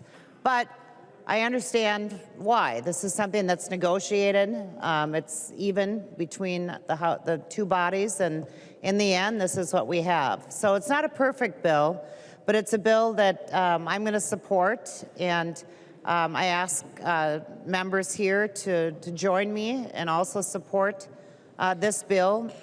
It's an even bill, and it's a bill that I can live with. So I want to thank you, thank the staff, thank my fellow members, and ask for everyone's support. Thanks. I recognize the member from Hennepin, Representative Kraft. Thank you, Madam Speaker, members. So I obviously spoke a lot already. I'm not going to speak very much. I cannot support this bill. I think that it makes us less sustainable and less safe. And while we had an opportunity today, while President Trump is going in the wrong direction on transportation policy and climate policy, we had an opportunity to go much more strongly in a different direction, and this bill falls far short of what is needed, especially given that transportation greenhouse gas emissions are the #1 source in Minnesota and around the country. And as much as we would like to say, oh, let's pause things for 3.5 years, we can't pause climate change. And I'm disappointed that the EV amendment didn't pass. There's some other policies that are happening at the federal level that are really discouraging for EVs. The National Electric Vehicle Infrastructure Program, which was part of the 2021 bipartisan infrastructure law passed by Congress, and NEVI included a $5 billion in formula funding. Minnesota received about $70 million. This was, I believe, illegally paused. And this is usurping the power of Congress. So we had a chance to provide some relief to EV folks that we did not do. Lastly, I'm disappointed about the cuts in transit of about $50 million when we have over $100 million of earmarks in this bill. I think that's the wrong priorities. So I would, with that, urge a no vote on the bill. I recognize the member from St. Louis, Representative Scraba. Thank you, Madam Speaker. I rise in support. Again, in a divided House, you got some you like, some you don't. At this point, this is a bill that we all can agree to. It's not a perfect bill. I wish there were some more things in there, but there's not. I look forward to working someday with where we can get some change for transportation. But right now, the way it looks, we're going to be stuck in this. We're going to work together with what we have. Someday, we're going to figure out how to do transportation better. But for now, what we have, I'm in support of what we have. And I look forward to working with everyone again. Thank you. I recognize the member from Hennepin, Representative Jones. Thank you, Madam Speaker. Right now we get to talk about the full budget bill for transportation, and this is funding for our transportation system. So the key word here is system. We need safe, reliable, and affordable ways to get around. And it's important to have context for the parts of that system. And I'm going to talk about a growing problem that we have in transportation, and then a portion of it that puts, and then why a portion of this bill puts that problem even more at risk. So as has been mentioned, Minnesota has the 4th largest road network out of any state in the country, despite being 12th in geographic size and 23rd in population. When I learned these statistics, I was shocked. So I have an engineering background, and believe me, I am pro roads, I am pro infrastructure. But this data speaks volumes. As the saying goes, if you're in a hole, you should probably stop digging. We need to build smart, and if we are to be able to maintain what we have. So there are 3 paths we can take. You know, we can do nothing and our infrastructure crumbles. Well, that's not really an option.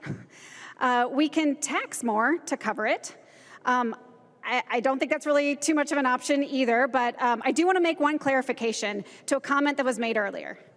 So user fees do not fully cover the costs of our roads.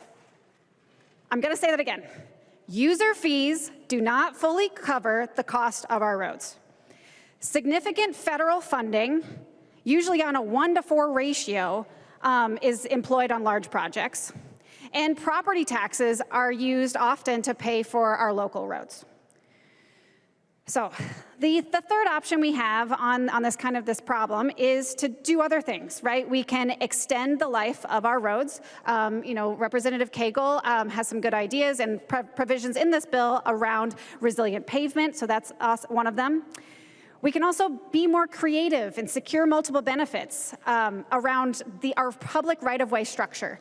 So I want to give an example of this one in my city. It's Milwaukee Avenue.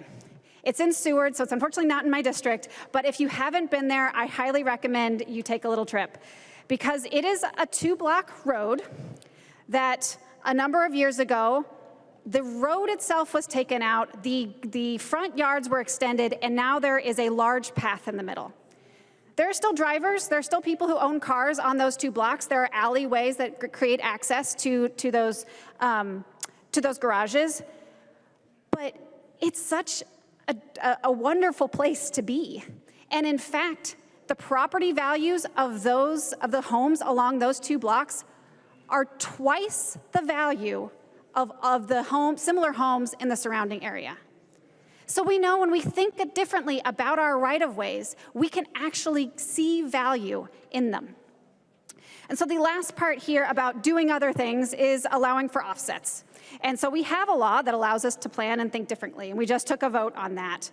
You know, the greenhouse gas and vehicle miles traveled law that passed in '23 and evolved in '24 is an important tool for that.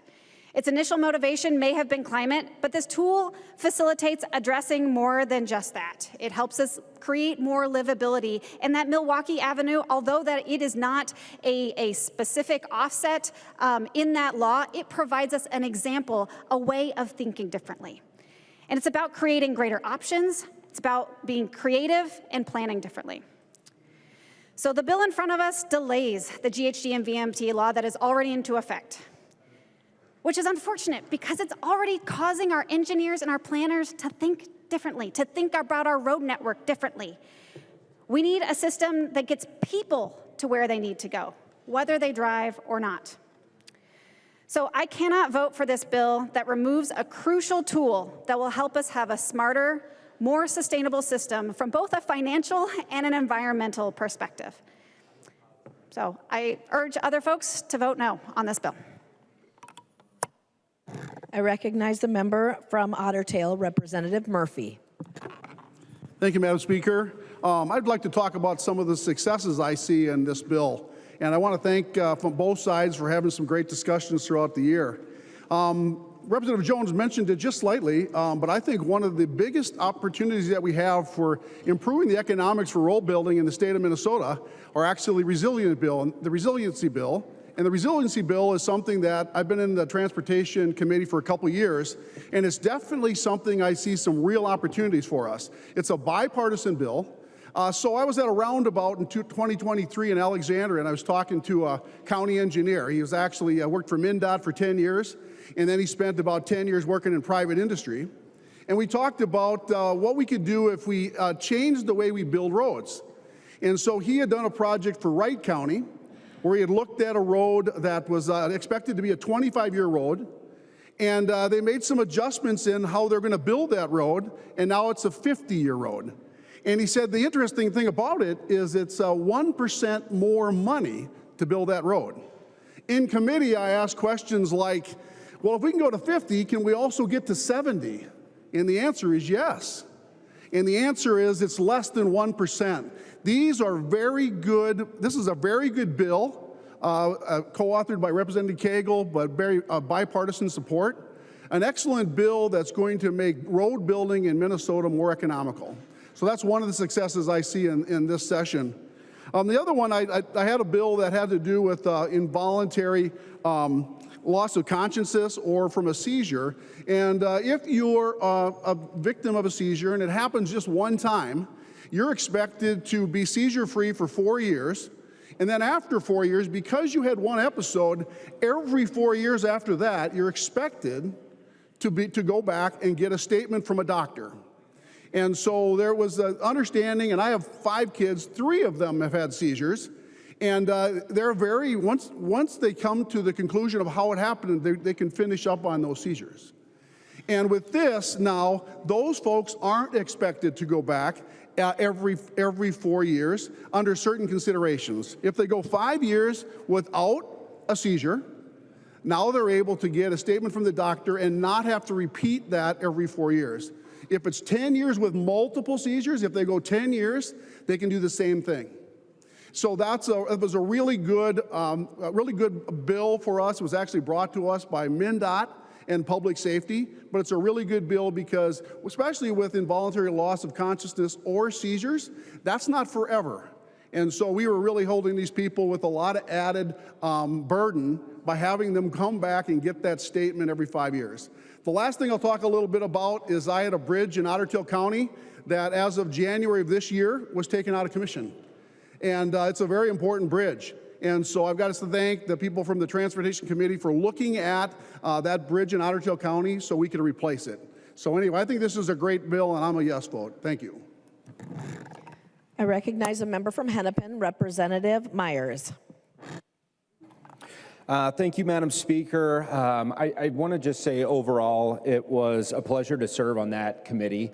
I think there was a great breakdown of Metro members, suburban members, and Greater Minnesota members. I want to thank both chairs for including my House File 795, which, as a father that'll have a driver here in a couple years, I think we're all looking for opportunities to make, those opportunities to get in for our young drivers a little bit easier and just getting into testing. I do want to thank Chair Koznick and Chair Cagle for their work. I think if you guys look at this bill, it was mentioned earlier, there's a really good breakdown of Democrat bills, Republican bills, and I think that's what people are going to look at when they look at that, the final bill of this transportation.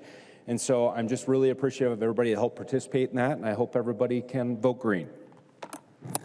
I recognize the member from Dakota, Representative Berg. Thank you, Madam Speaker. First, I want to thank Chair Cagle. I know how hard you worked on this bill and how hard you fought for a bill that would be good for workers, good for the environment, and good for the people of Minnesota.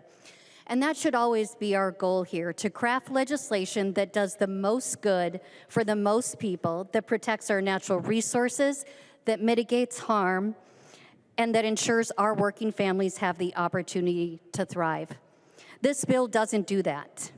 What this bill does do is perpetuate the tired and patently false narrative that it's either good jobs or a clean, healthy environment. But that's the point, right? That consolidates the money and the power within the fossil fuel industry, and the rich get richer, and our clean air and water suffers. Delaying the greenhouse gas emission legislation for 3.5 years is egregious, short-sighted, irresponsible, and the most frustrating part is it's completely unnecessary. This isn't some sort of win through wily negotiation skills. This is a mistake. It's a mistake that we are going to have to explain to our grandkids and great-grandkids when they can't go out and wiggle their toes in soft, fresh green grass or cool, clear water on a hot day. We're going to have to explain it when our grandchildren can't take in big gulps of clean air as they experience the pure joy of running so fast that your feet barely touch the ground. If you can't see this mistake from a policy perspective, understand that sooner than we think, fishing with granddad, gardening with grandma, camping, hiking, canoeing, swimming in our many lakes, even breathing will be limited and eventually compromised. And so you can snicker, But the simple truth is that none of us will escape the consequences of not taking action to mitigate the effects of climate change. We are not wealthy enough, powerful enough, or special enough. We will all suffer, and so will the people we love. We were elected to come here to make responsible decisions for the people of Minnesota. We are here to make change that makes sense. We are here to improve the lives of workers, our environment, our infrastructure, and our communities. Without Representative Kraft's amendment, this bill does not achieve that. Minnesota has been a leader in passing policies that protect our environment and that mitigate the effects of climate change in our state, and we must continue that work. Holding more than one truth at the same time isn't hard. We can continue to create family-sustaining wage jobs, improve the safety and sustainability of our infrastructure, and protect our clean air and water. Hundreds of workers in Minnesota rely on us to pass a transportation bill that ensures they have work. They and all of us deserve better than this.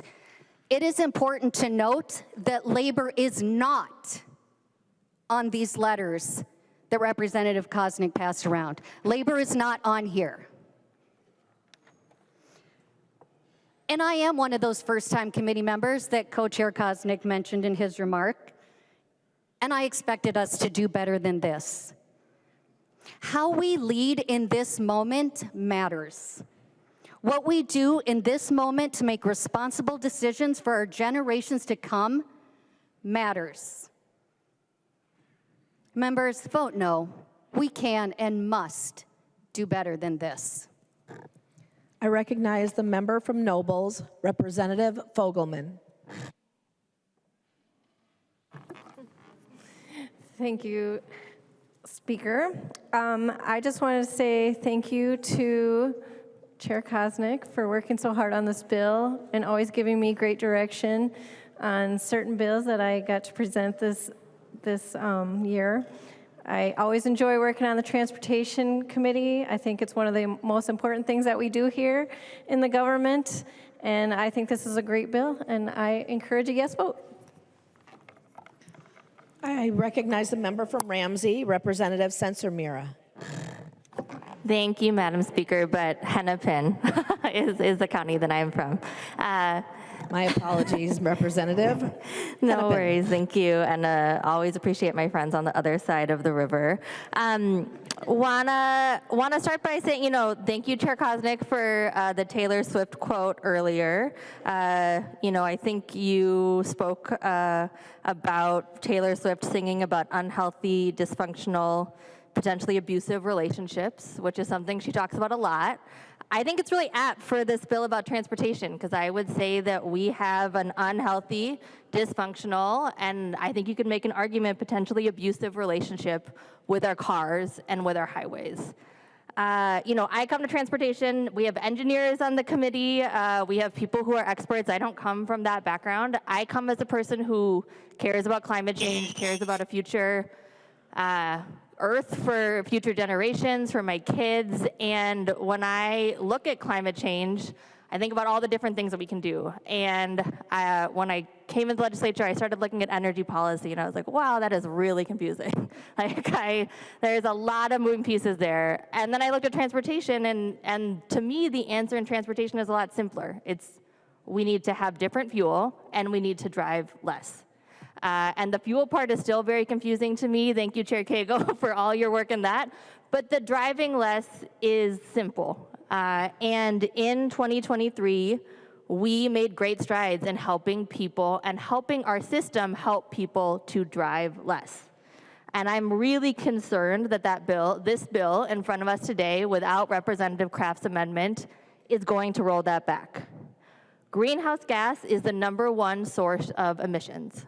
That is the #1 fact that we all need to think about when we are thinking about what should our transportation system do. So our system now needs to help us drive less, which is a really big change for our system, and especially when we talk about highways. Highways were designed to get people in and out of often urban, people of color communities as fast as possible. And now we are trying, and I want to, credit all of the activists, all the community members who have come to us again and again and talked about the devastation that their communities have felt from highways. They are asking us to think differently, to design highways to think differently. And those of us who have highways in our communities, who are trying to roll back some of that devastation, we know how hard it is to get that system to think differently. And so Representative Kraft with his legislation and others, we found a way, right? We said that we need to stick to our word. MnDOT needs to stick to its goal of reducing vehicle mile traveled. And the way we do that is partly in the mitigation, but it's partly just in asking our system to think differently and to not be hyper-focused on highway expansion, which is what the system will tilt towards if we do not put in measures to stop it. And so now we are thinking about rolling that back. And we can talk about it from a climate perspective, and I know other people have spoken today about from an economic perspective. We're having lots of conversations with the legislature right now about unrestrained growth, unsustainable growth. We're talking about that in places like human services, where we're saying some of these services that our most vulnerable community members are getting, the costs are rising, they're unsustainable, we need to rein it in. The place that we need to rein it in is our roads. We have the 4th largest highway and road system in the US.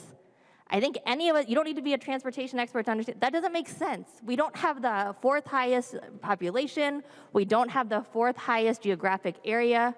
We have a system that just keeps building and expanding, and Minnesota taxpayers are going to be on the hook for it unless we try to get the system to think differently. So, again, I cannot support this bill as is. Thank you, Chair Koznick. I know that you included my proposal for traffic calming, which is something that my residents have been reaching out, talking a lot about, particularly coming out of the pandemic. I know that in my community and across the state, there are lots of concerns about the way people are driving. When we're thinking about public safety, one of the main concerns that I hear in my neighborhood about public safety is that people don't feel safe letting their kids go outside because of the way people are driving. And so I certainly care about that. I appreciate the funding, but traffic calming and traffic calming measures are a Band-Aid when we really need to be thinking about how to build the system, how to build our streets out safer. And so I cannot support this bill today as is, and I would encourage all members to vote no on this bill. If you are for people living healthier lives, if you are for checking unsustained growth that we cannot afford, and if you are for a future that we can be proud of, please vote no on this bill. Thank you. I recognize the member from St. Louis, Representative Zalesnikar.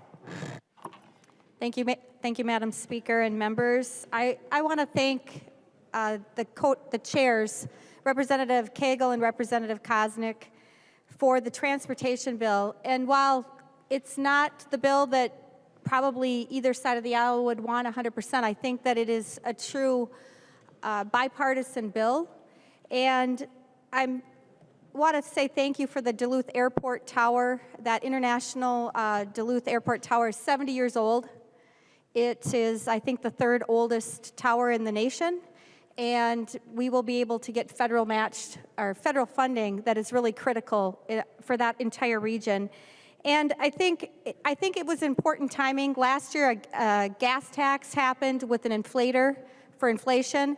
And I think we were forced to really, truly look at the EV fairness funding for roads. And I believe that this is a pathway forward to that, to make sure that our roads and bridges have funding. 40% of the roads are maintained where I live by townships.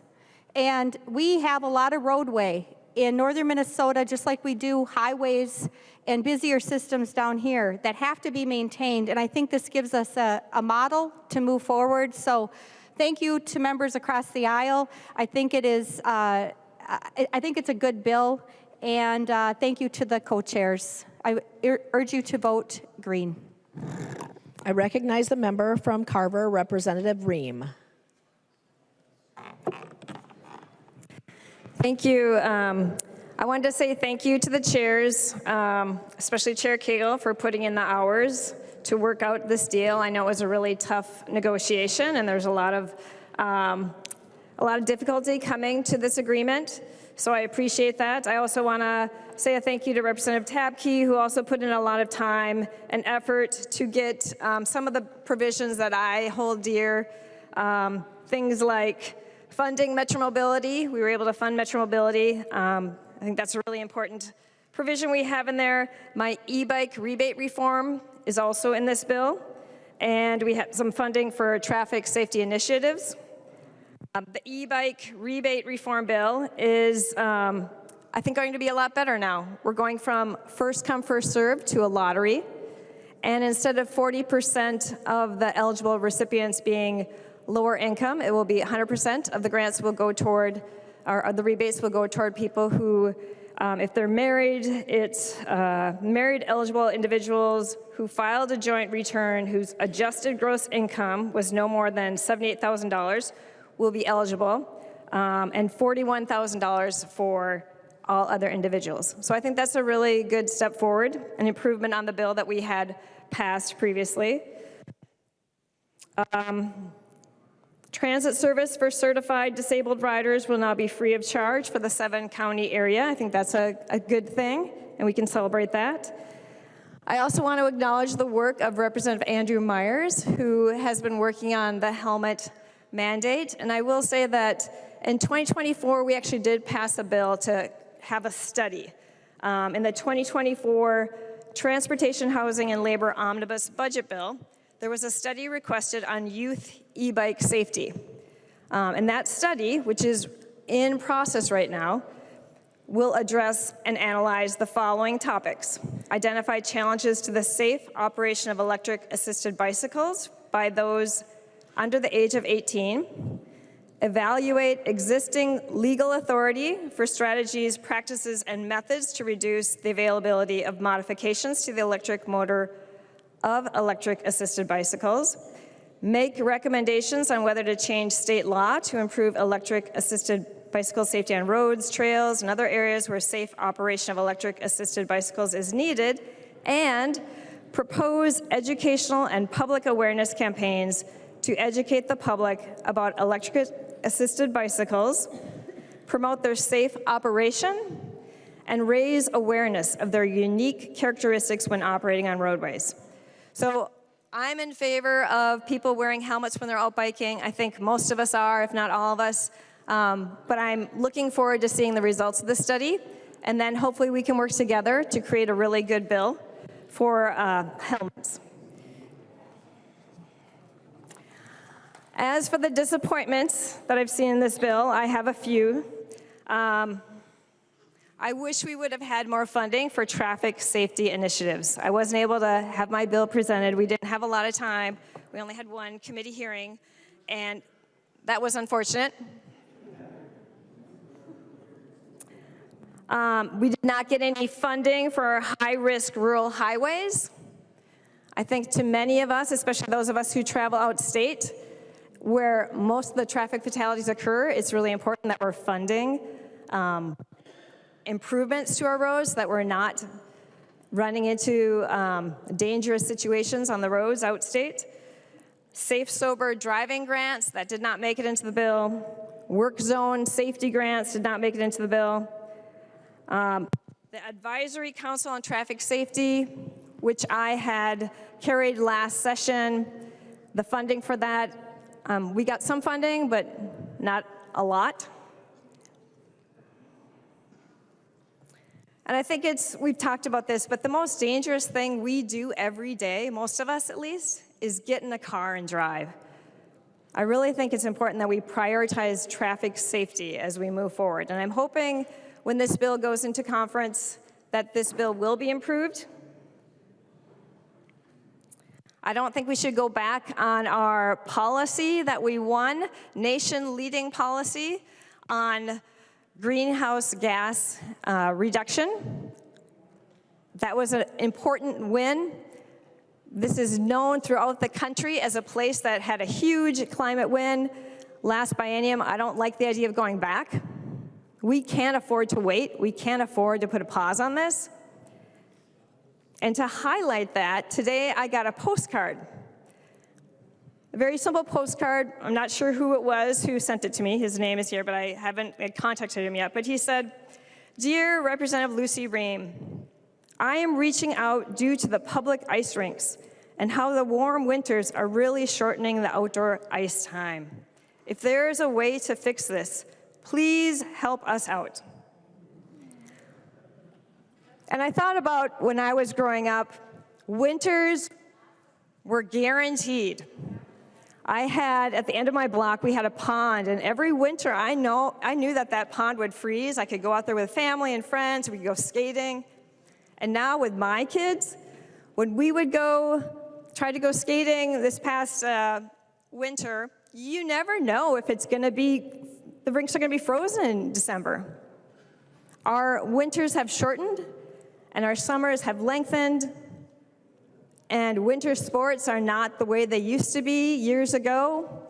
And so I think we really need to be paying attention to the weather because it's telling us something.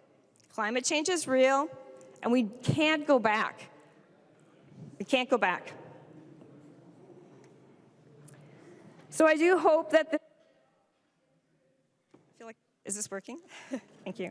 I hope that the bill improves as it hits the conference committee.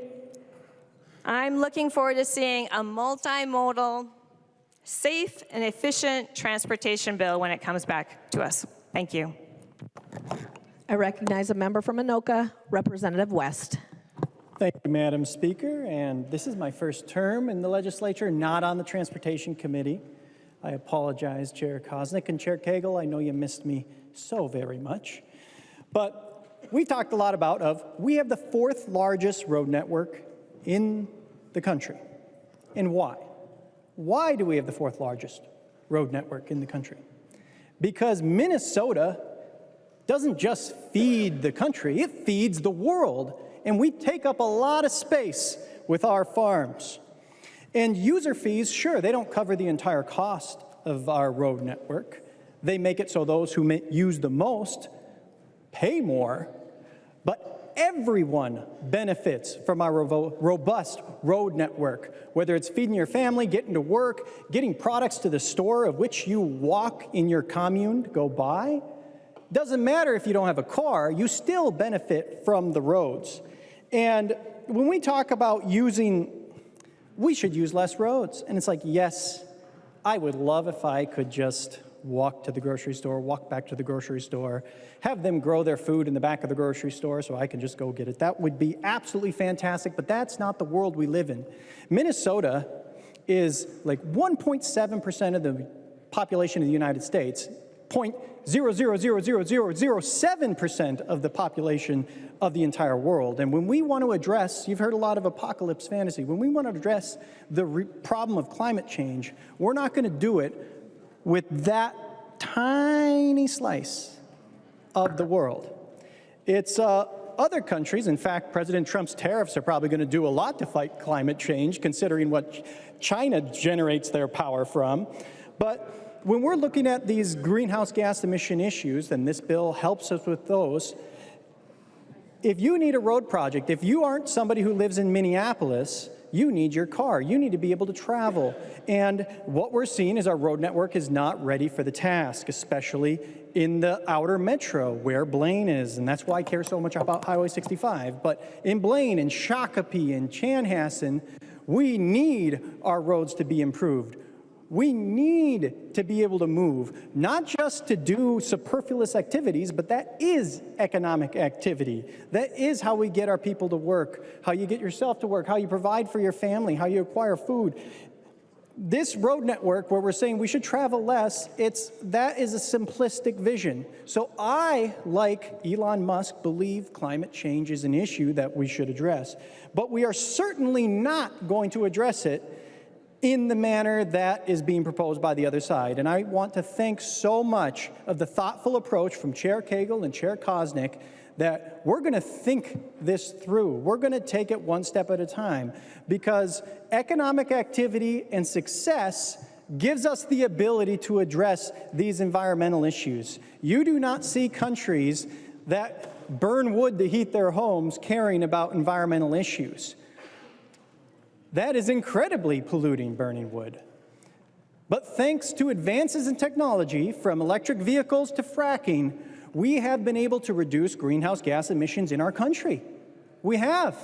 Just in the last year, 3%. We've done it consistently before that. So we should be encouraging economic activity, encouraging investing in new technologies, because that is the path out of here. If we're just going to put government roadblocks in the path of economic success, we're genuinely going to make the situation worse. So I want to thank the transportation chairs for this terrific bill that has bipartisan support. I've heard bipartisan support within my community from all sides of the spectrum, because it invests in roads and bridges, which we like over here, and it takes seriously the climate risks on the other side of the aisle without sacrificing unnecessarily.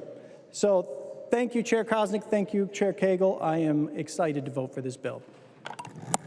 I recognize the member from Martin, Representative Olson. Thank you, Madam Speaker and members. The purpose of a transportation bill is to talk about and fund all aspects of transportation. That's what we do with this bill. You know, some individuals may look at it and say, well, it redirects too much funding away from one thing or another. We've got very healthy transit accounts. With this 0.75% sales tax in the metro, the transit account is looking really healthy. The rural transit account is looking healthy. We're building roads better. We are building in ways that we are connecting avenues, corridors of commerce. We're helping to drive the economy of our state through the production of this bill. We're funding trains, planes, automobiles, and buses. That's what we are supposed to do. That's what a transportation bill does. And so even though I didn't get everything I wanted, Chair Koznick, Chair Cagle, we didn't get what we wanted. We didn't get all of it, but that's the game that we're playing here in a tied House. And I think that at the end of the day, the rudimental judge of whether or not this is a decent bill that you can vote for is, does this bill fund transportation? Because it is, in fact, a transportation bill. And that is why I will be voting for this bill today. We're funding our planes, our trains, our automobiles, and our buses in this bill. And we're even talking about electronic bicycles as well. So you can add that one to the mix as well. So the only thing we're not buying are shoes for your feet, because that's walking. All right, this is an okay bill. You should be okay to vote for it. I encourage you to vote green on this bill. I recognize a member from Anoka, Representative Cagle. Thank you, Madam Speaker. And first off, I just really want to thank the staff. Matt Burris and Andy Lee, this place would fall apart without you wherever you are. I appreciate you so much. You guys have no idea. My DFL staff, Matt Bauman and Kyle Schwab, who are kind of my think tank. And then I have my LA Alex Wheeler, who just points me in the right direction, quite literally. And as well as my intern, George Coral from McAllister. So he's been a real big help on the committee this year. And so I always try and think about these things ahead of time and how I'm going to talk about it. And, I kind of thought back to how we demonstrate our duty as public servants. And we demonstrate our duty as public servants not only by the words we say, but the authenticity of our deeds. And we must realize that we need to build a vision for the state of Minnesota where everyone is included, instead of purposefully excluding certain people, the most vulnerable and the marginalized. You know, the verse, I truly tell you, wherever you did for one of the least of these brothers and sisters of mine, you did for me, always comes to mind whenever I'm working here. It's something that is probably one of the core values of mine. And so in 2023, we had one of the most transformational transportation budgets, I think, ever, maybe at least since I've been here. And together we were able to set forth a vision of our state that included everyone. Chair Hornstein was able to ensure that we thought about all Minnesotans, including the most vulnerable, by making improvements in all parts of the state for all modes of transportation. We not only thought about how people are connected, but also our future, to ensure that we have clean air for our children and grandchildren. In Minnesota, the transportation sector is the largest source of greenhouse gas emissions, about 1/4 of the state's total emissions. So to my colleagues, I apologize that I agreed to take the greenhouse gas emissions legislation. I'm also sorry to the people who rely on transit about the cuts that we had to make. Let's not be let's use the word that it is. They're cuts to transportation and transit.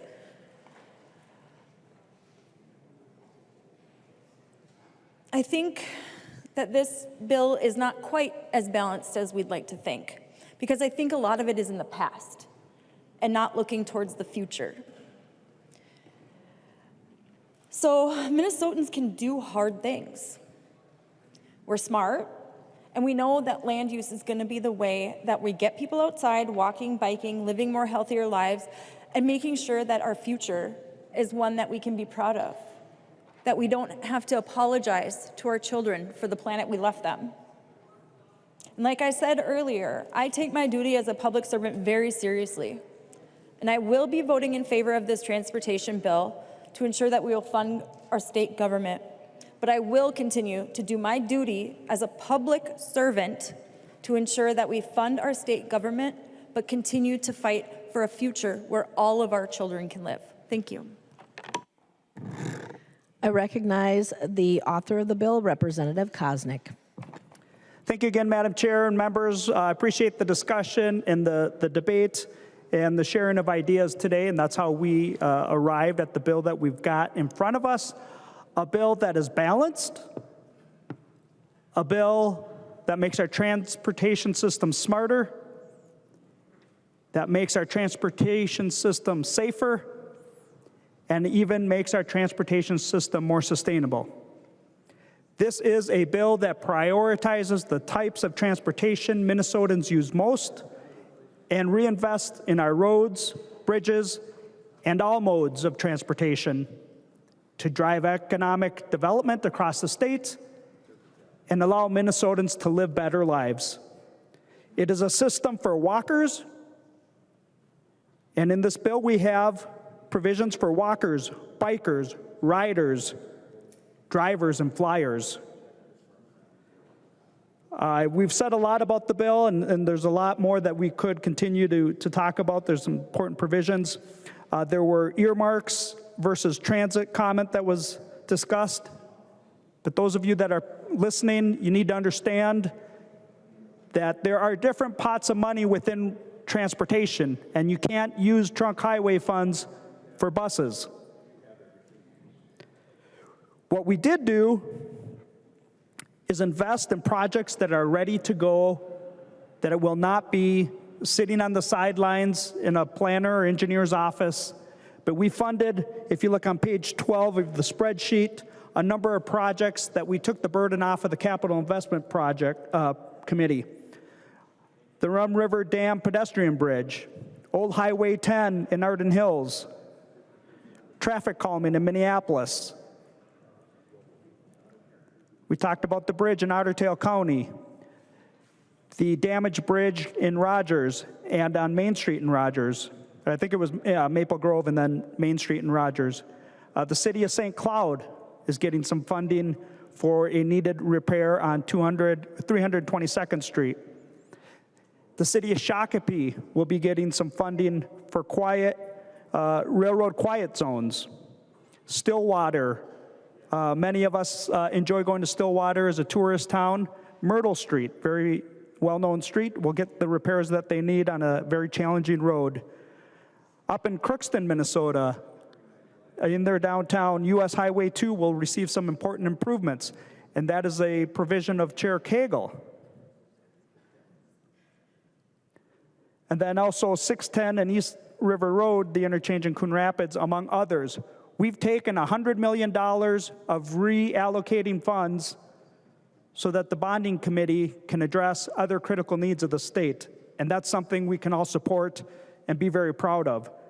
There are a number of other provisions in the bill that we didn't talk about, and you might be interested to know that Capitol security, the ladies and gentlemen that protect us in this building and protect the assets around the Capitol, are funded in transportation, as well as our state patrols. They are receiving, obviously, money to patrol our highways, but also some retention and recruitment dollars, and we are funding another trooper academy.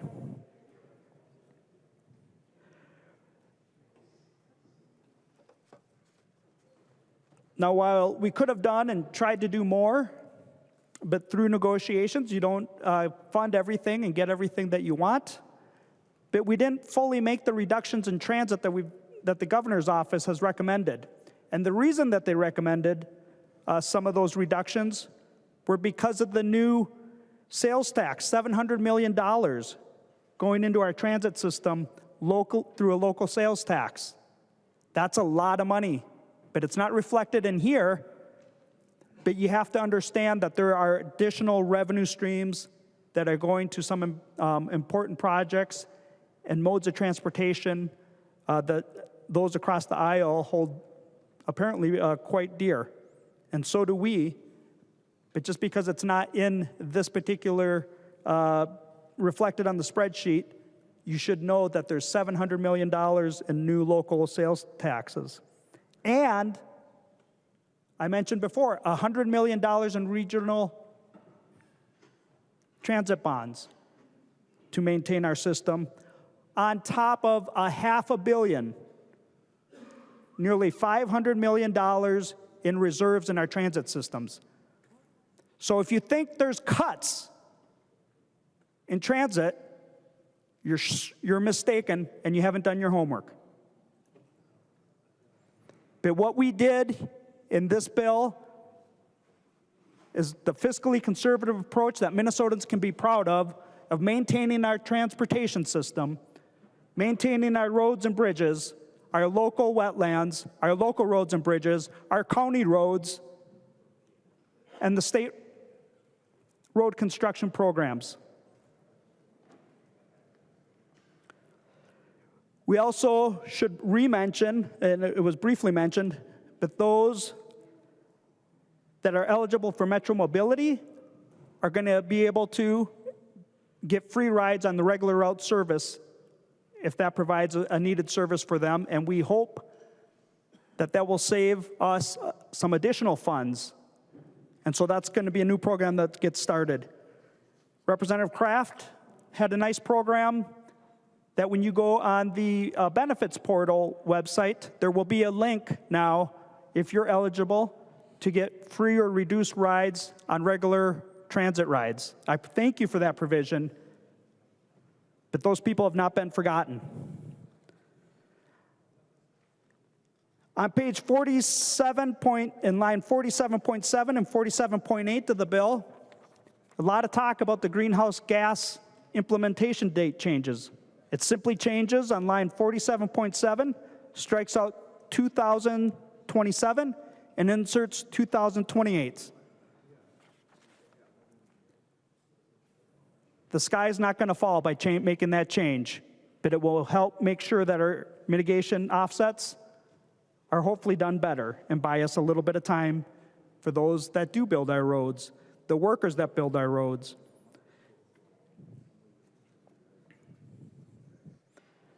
This is House File 2438 is a balanced bill that makes our entire transportation system safer, smarter, and more sustainable. Minnesotans deserve a system that keeps them moving safely, efficiently, and a system that supports economic activity, protects taxpayers, and a system that invests in the modes of transportation that Minnesotans use most: walkers, bikers, riders, drivers, and flyers. This is a bill that keeps all Minnesotans moving safer, smarter, and more sustainably. Members, you can be proud to vote for this bill. I would appreciate a support for this bill and a green vote. There being no further discussion, the clerk will take the roll.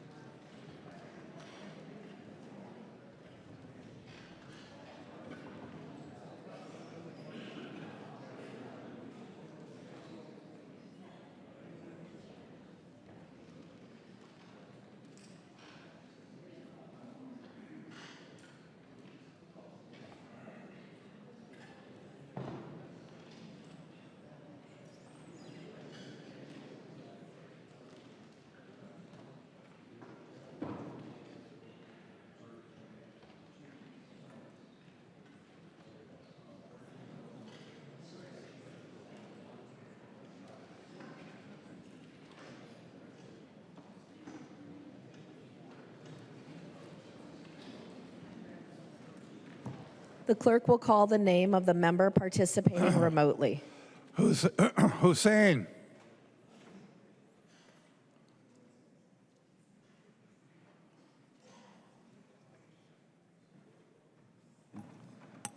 Hussein, no.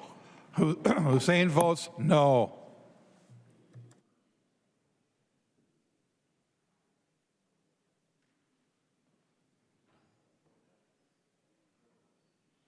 The clerk will close the roll.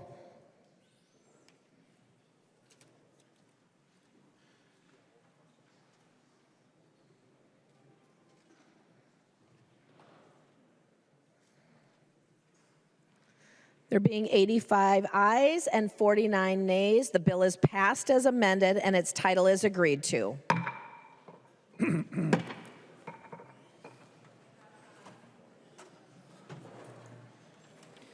The next bill on the calendar for today is House File 2431. The clerk will report the bill. House File number 2431, number 1 on the calendar for the day, an act relating to higher education, the second engrossment. There are amendments at the desk. If there is no objection, we will let the author explain the bill before we act on amendments. I recognize the member from Benton, Representative Wolgamott. Well, thank you, Madam Speaker and members. I am proud to present to you House File 2431, the Higher Education Finance and Policy Bill. This bill is the result of robust negotiations between myself and my co-chair, Representative Marion Rarick, and I'm very proud of the fact that we worked together, even with a zero target, to fix the state grant program, hold harmless the University of Minnesota, the Min-State colleges and universities, and the North Star Promise account. We were able to work on a bipartisan basis to secure a $1.5 million investment in the partnership between the University of Minnesota Medical School and CentraCare for the St. Cloud Medical School. And I'd like to give credit to the chief author of that bill, Representative Bernie Perryman, for her strong bipartisan partnership in getting this over the finish line. We also are adding cybersecurity as an applied doctorate degree at Minnesota State.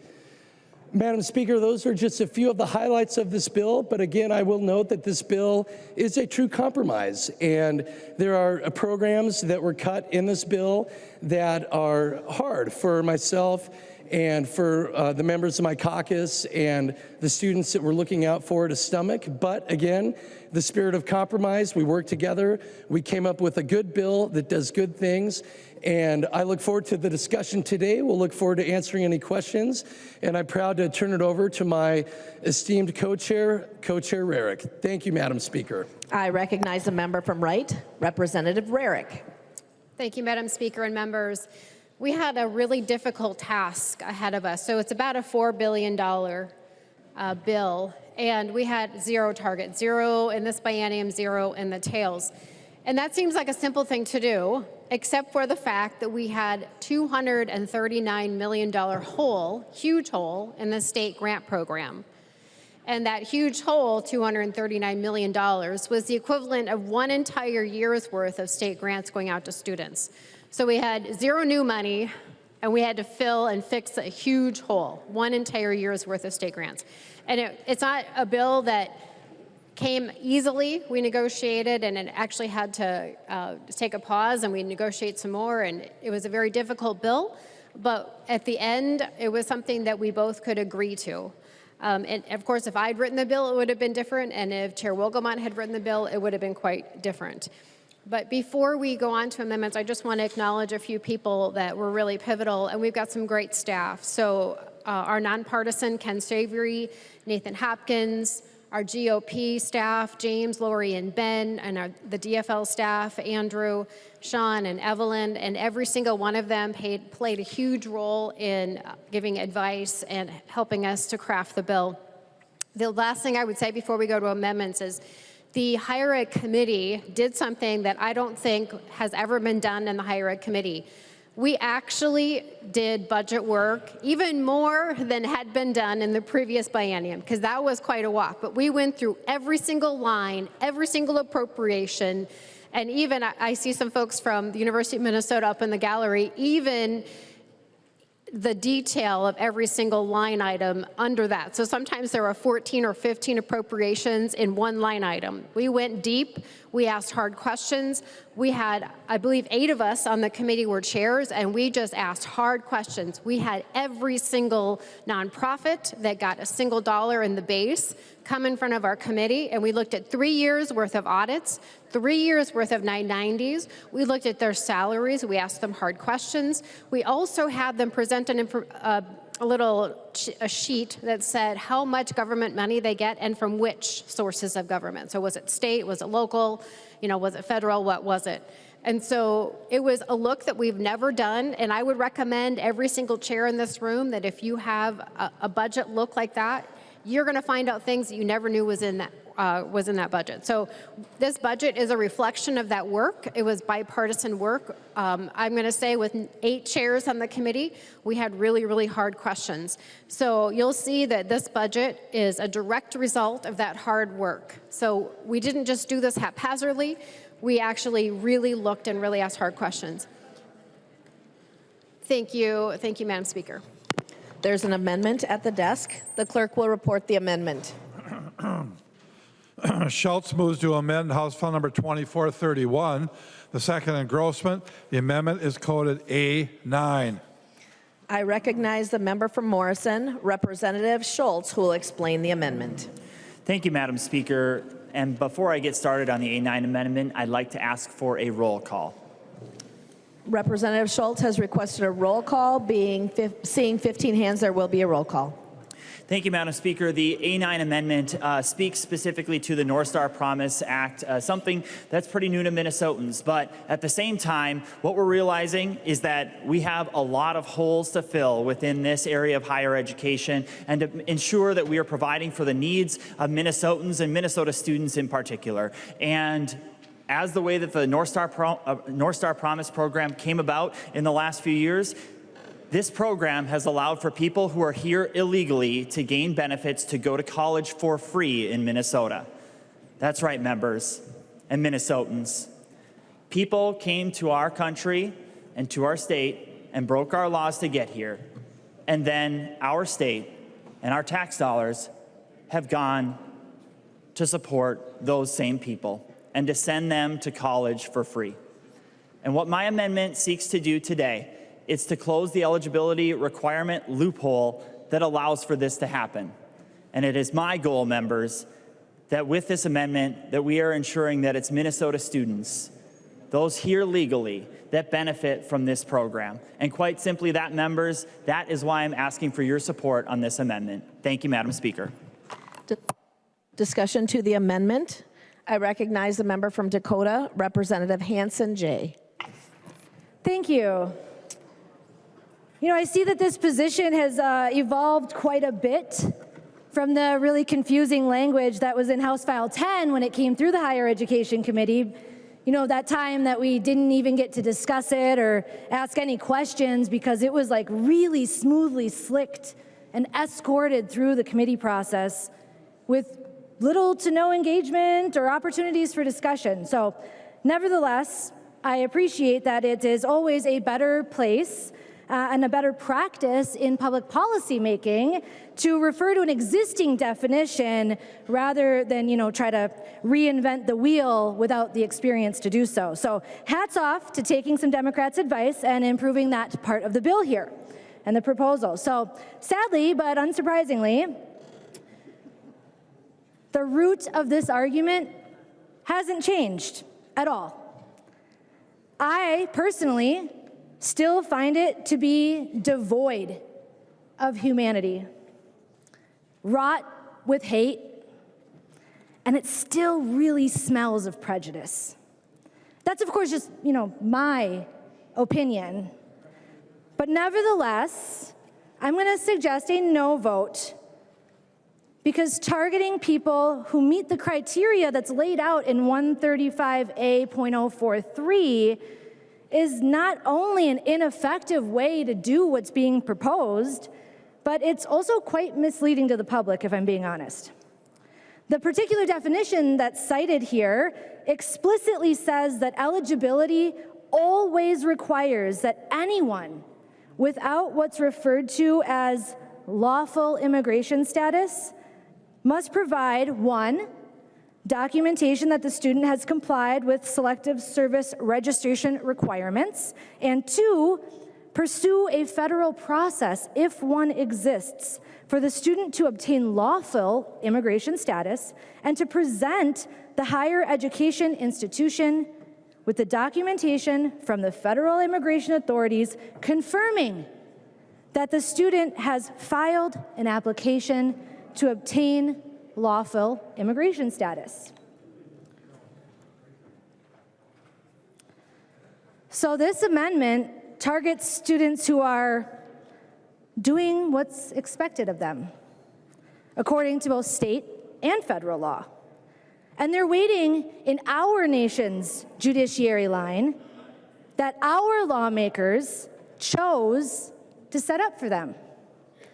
And if you're bothered by these long wait times, welcome to the club. Because let us not forget why we are here, because just last fall, congressional Republicans bowed down to Trump's demands to block the very immigration reforms that would have sped up this process. And this Congress now, I think we all know, is far too dysfunctional to really do anything about it. So now there's a longer wait time for people who are doing the thing we told them to do, and an even longer wait time for those of us who know that there's a big need for systemic change that lies ahead of us. So while these eager college students wait to do what we told them, and while they abide by exactly what the law says to do, why would we discourage their eagerness to pursue a higher education? Usually, we consider that an honorable pursuit. Does this pursuit not empower them to gain more skills and more American credentials while they wait in the line that we made for them? Does this not also empower them to contribute to society in the ways that much of this country frankly demands of them and in the ways that they want to contribute? I mean, we know that immigrants or not, people who pursue a higher education contribute significantly to society. They commit far less crime than those without experiences in higher education. And they usually have higher incomes, which means they pay more taxes. They usually have more kids, which I hear is all the rave right now. Those kids usually also go to college and eventually pay taxes too. And they add to our society in their own unique and beautiful ways.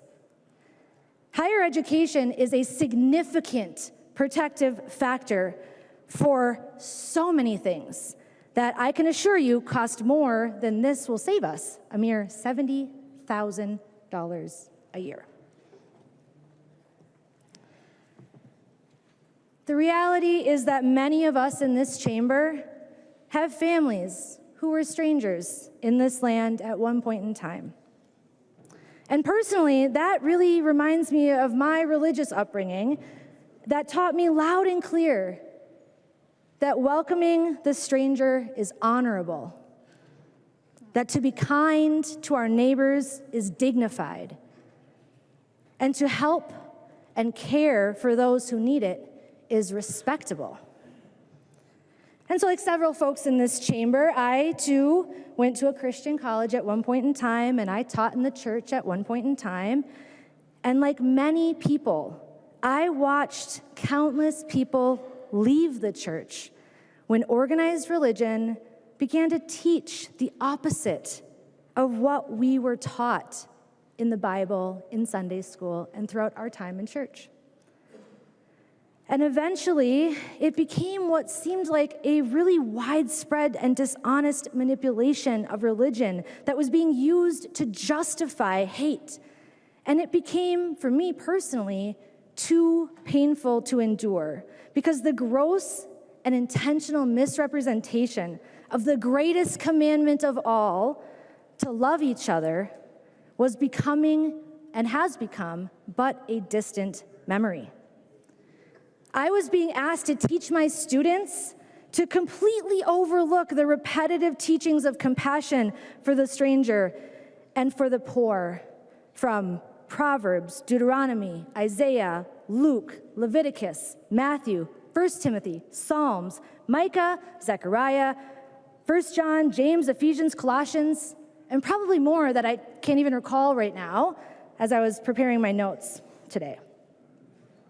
But I know that I personally left the church because I could no longer teach kids that it was okay to hate anyone else in the name of religion. And I refuse to lie to children. Point of order, There Madam is no Speaker. lack. State your point of order. What matter of business are we on? Because we're talking about churches and leaving the church, and I thought it was the higher ed bill. Thank you, Representative Koznick. We are on the Amendment A9.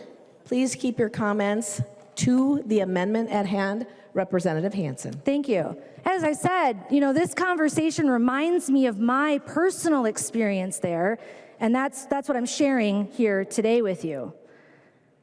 Because I left knowing that there is no lack of clarity or misunderstanding in what this taught me about welcoming the stranger, caring for those in need, forgiving trespasses, and loving one another.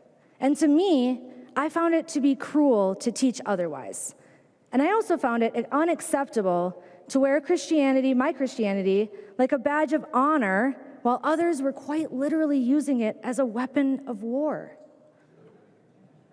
So, while Trump tries his hand at fascism by attempting to control what universities can and can't teach, who they can and can't admit, while plain-clothed ICE agents ignore the Constitution and kidnap students who are here legally, while 42 million people suffocate under $1 trillion of student loan debt, and while an amendment based on really xenophobic principles for just a mere $70,000 is before us, let's just call a spade here.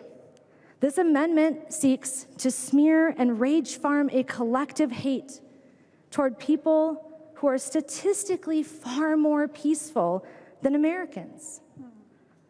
This is not only contrary to data and a fear-based boogeyman tactic, it also deflects from the truth that this administration and their supporters would love nothing more to hide from in the public discourse. Because the actual goal here is to erode our higher education system in as many ways as possible, because an informed America and an educated America is a free America. And a free America can't be as easily lied to, cheated, or deceived by the government in the ways that we're seeing today. So I ask you for a no vote today, members, and remember what we've been taught our whole lives, that love is how we should treat each other, with kindness, with respect, because those things are honorable, and it's what's been modeled for us for hundreds of years in this country. So let us not forget our roots, and let us be kind to those who are simply seeking to advance their lives, strive for the American dream that we have promoted for hundreds of years. Please vote no, members. I recognize the member from Ramsey, Representative Feist. Thank you, Madam Speaker. I rise to oppose this amendment, which would exclude Minnesotan students from the North Star Promise based on their lack of immigration status alone. In many cases, this lack of lawful status is based on the actions of their parents and not these students. Through my comments, I would like to make 4 points regarding how we should consider immigration-related provisions such as this in the larger context of economic policy and history. My first point is that it is okay to hate our immigration laws because they suck. This may be one point that has bipartisan agreement. We should agree that our current immigration laws are disconnected from the modern realities of our country and the world. But we must be clear-eyed about the fact that the tensions between our broken immigration structures and our economic and workforce needs create perverse incentives for people to live and work in the United States outside the law. We should acknowledge that we are punishing people who made a logical decision to respond to those incentives while capitalizing on their presence economically and, through amendments like this one, politically. The second point I would like to make is that we are repeating a historical cycle. The United States has repeatedly benefited from immigrant labor and then judged and punished the very immigrants who provided it with restrictionist immigration laws. This goes all the way back to our founding fathers. Benjamin Franklin wrote of German immigrants that they are, quote, generally of the most ignorant, stupid sort of their own nation. The Irish potato famine led Irish immigrants to come to America to take menial, essential jobs as laborers and house cleaners. The nativist backlash was swift and harsh. Chinese laborers built the Transcontinental Railroad and then were exiled and excluded through laws like the Chinese Exclusion Acts and the national origin quotas. There is a trend here. My next point is that there is a better way to do this. We have previously leveraged our immigration laws to meet national and regional needs, and we could do it again. While the Trump administration has made it clear that it opposes all immigration from every country, both legal or illegal, previously we worked in the past to pass bipartisan immigration laws that were thoughtful, business-minded, and bold. The last two ambitious, proactive immigration laws were passed by Republican presidents, George H.W. Bush and Ronald Reagan. Through these laws and others, we leveraged immigration to send skilled foreign physicians to medically underserved areas and VA hospitals. We leveraged immigration to drive targeted investments designed to create jobs for U.S. workers. We directed immigration fees to directly train U.S. workers and educators in emerging fields. The lack of bipartisan interest in Congress in taking proactive measures to enhance and update our immigration system is the problem, not the immigrants themselves, who we rely on heavily to fill workforce needs, fuel our economy, and provide a tax base. Lastly, the data does not bear out the argument that immigrants, and specifically undocumented immigrants, are a net drain on our state and nation. Sean O'Neill with the Minnesota Chamber of Commerce wrote on March 7th in the Star Tribune, quote, immigrants also play a critical role in filling high-demand positions in healthcare, technology, and engineering, fields that are essential to Minnesota's future competitiveness. 19% of construction workers are undocumented. Their contribution is even more pronounced in the residential construction, where industry leaders have warned of an acute labor shortage. A February Star Tribune article found that there are 17,000 job openings right now for care professionals in Minnesota, and that disrupting the immigrant workforce would be catastrophic. Through my own work as an immigration attorney, I can personally attest to the lengths that long-term care facilities in rural areas go through to secure immigrant care professionals for openings that they simply cannot fill with U.S. workers. Our seniors will suffer if we discourage immigration in Minnesota. A 2021 Minnesota Chamber of Commerce report found that, quote, Minnesota needs immigrants. Immigrants link Minnesota to the world economy and make valuable and meaningful contributions to our state as employees, entrepreneurs, consumers, and taxpayers. Regarding undocumented immigrants, the Minnesota Chamber of Commerce found, quote, in reality, this group doesn't represent a significant cost or burden on the taxpayer's bottom line, unquote. The most recent data shows that immigrants in Minnesota paid $6.2 billion in taxes, a little bit more than that $70,000 that this amendment would save us. They exercise $17 billion in spending power, and they represent nearly 30,000 entrepreneurs in Minnesota, creating jobs for Minnesotans. I would like to conclude with a quote by Supreme Court Justice William J. Brennan in the case Plyler v. Doe, which confronted a similar proposed law excluding children from education based on immigration status. He wrote, The state must do more than justify its classification with a concise expression of an intent to discriminate. And he concluded, the situation raises the specter of a permanent cast of undocumented resident aliens, encouraged by some to remain here as a cheap source of labor, but nevertheless denied the benefits that our society makes available to citizens and lawful residents. The existence of such an underclass presents most difficult problems for a nation that prides itself on adherence to principles of equality under the law. Please vote no. Further discussion to the amendment? I recognize Representative Schultz. Thank you, Madam Speaker. To the A9, again, we're asking for your green vote today. And just as a quick response to some of my folks across the aisle who I consider friends here in the room, let's remember that this amendment is all about the eligibility requirements for the North Star Promise program that provides free college to people in Minnesota. And this amendment specifically would not allow people who came here illegally and broke the law to receive free college tuition here in Minnesota. That's what this bill does. So that we can support more, this amendment does, so we can support more Minnesota students. If we can just take a moment and realize that the data that relates to illegal immigration over the last few years hasn't given us a very accurate picture of the number of people who meet this criteria here in Minnesota. For frame of reference, the most recent information we have is actually from 2019, when there was approximately 82,000 people who did not have lawful status in Minnesota. Then Joe Biden was elected president. And at that time, there were over 10 million encounters by illegal immigrants on our southwest border. And I'm not saying that 10 million people came to Minnesota. Obviously, they did not.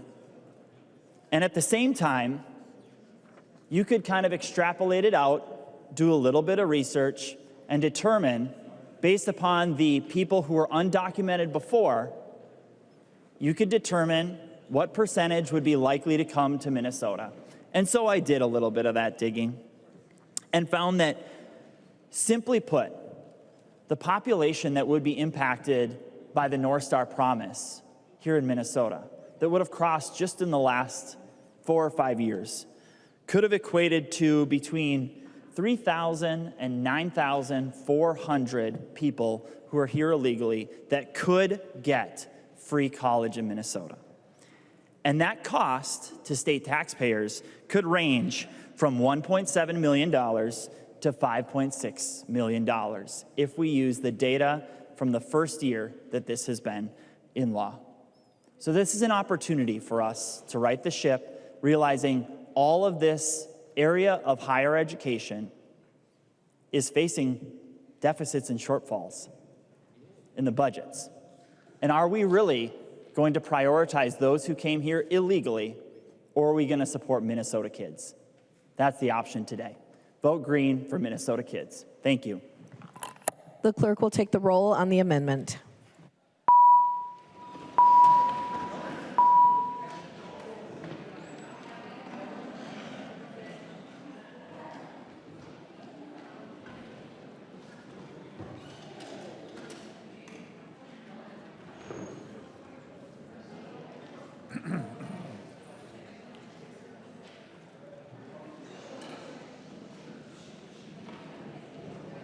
The clerk will call the name of the member participating remotely.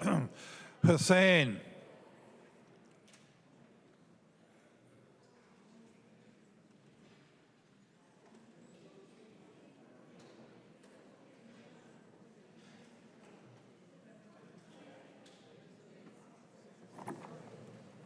Okay, go ahead. Hussein, no.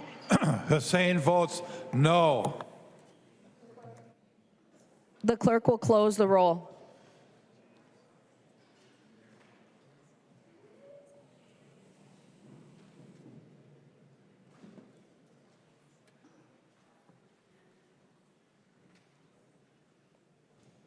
There being 66 ayes and 67 nays, the motion does not prevail and the amendment is not adopted.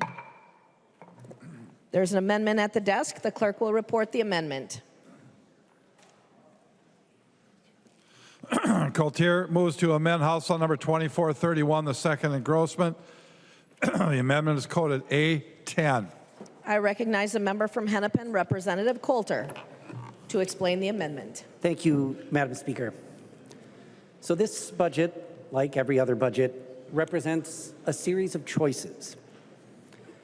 And I say that because I think it's important for us to remember that we are indeed choosing to put forward the budget that we have before us. As I said in committee, though, my fear is that some of the choices that we are making are penny wise and pound foolish. To put it another way with a phrase that I like to use often, it's pay me now or pay me later. And this bill is heavy on pay me later. The down the road costs of not supporting our students are harder to see, but they don't just go away. Pay me later is always more expensive and always has worse results. I'm bringing forward this amendment because I believe we can make different choices, better choices, choices that reflect not only our values, but the expectations that Minnesotans rightly have about where their taxpayer dollars go in higher education. This bill makes cuts to large animal, veterinarian, and ag education loan forgiveness. My amendment restores those. This bill eliminates the partnership between the University of Minnesota and the Mayo Family Medicine and Residency Program that has residents working in rural communities across our state even today. My amendment funds it. This bill defunds the Student Parent Support Initiative that can make all the difference for the 1 in 4 students who are parents, many of whom are single and most of whom are women. My amendment fully funds it. This bill cuts off the paramedic scholarship that I authored that supported hundreds of eager, soon-to-be paramedics, 2/3 of whom are under the age of 30 and are disproportionately women. My amendment keeps it going. Most disappointingly, I think, this bill leaves our students coming out of the foster care system, the kids who we all are responsible for, high and dry. My amendment would ensure that nearly half of the students who get our Fostering Independence grants won't be waitlisted. Now, you're probably wondering how we're able to do all of this while still keeping the bill in balance. There's no trick to it. It's just a simple trick. We can make these things happen simply by removing for-profit colleges from the state grant program. For all the talk of fraud that we have heard, we don't hear names like Globe College, Minnesota School of Business. And while we can't reclaim those lost dollars, we sure as heck can keep them out of the hands of the next Argosy or ITT Tech. Now, to be clear, not every for-profit college is the kind of skeezy, scammy place that the ones that I just listed were. But even if they're not, why should these places that have abysmal graduation rates, even as they leave students with an average of $3,300 more in debt, profit directly off of our state grant program? This bill is an opportunity to begin an important conversation on the state grant program, and I welcome it, really. It's one we need to have. My amendment moves that conversation forward and encourages us to take actions that will be good for the state grant, and more importantly, good for students that I think we can all agree can and should succeed. Thank you. Discussion to the amendment. I recognize the member from Olmsted, Representative Hicks. Thank you, Madam Speaker. In this state, we have children that belong to all of us, and there are foster kids. There are foster youth. And in Minnesota, we have said, if you are in foster care and you want to pursue a higher education, we will help you. We will provide the leg up that you are missing because of foster care. We will fill in the holes that you have not had an opportunity to have because there wasn't someone who started a 529 for you. We have said that foster youth belong to all of us, Republicans and Democrats, urban, 7-county metro, and greater Minnesota. Minnesota's foster youth are our children, and they are our responsibility. The FIG program and the investment in the FIG program has given an opportunity for Minnesota's fosters to go on to college, to achieve the goals they didn't even know they could do. And the current bill holds the funding stable. The problem is, we have done such a good job in Minnesota of telling our fosters that they matter, telling our fosters we see you, and telling our fosters we will support you, that they are applying at numbers our fiscal staff never anticipated. And they are applying because they believed us. Just like your children believed you when you said you created a college account for them. When they got to college, you opened up that checkbook. And now our fosters are ready to go to college, and we need to open up ours. Madam Speaker, I did forget to ask for a roll call on this amendment. Just wanted to do that. Representative Hicks has requested roll call. Seeing 15 hands, there will be a roll call. Representative Hicks. Our FIG students, our foster students, our foster kids are looking at us and saying, hold up. Y'all said if I graduated from high school and if I got good grades, that you'd help me go. And we're saying, yes, we did. But actually, we said for-profit colleges should get money first. So we're going to wait list 43% of you. That's what we're saying. Representative Coulter's amendment fixes that. It says that for-profit colleges are not as important as our children, as the children that we all took responsibility for when they became fosters. The children that we owe this to, and the children we made promises to. And those promises were not Democrat or Republican. They were bipartisan promises.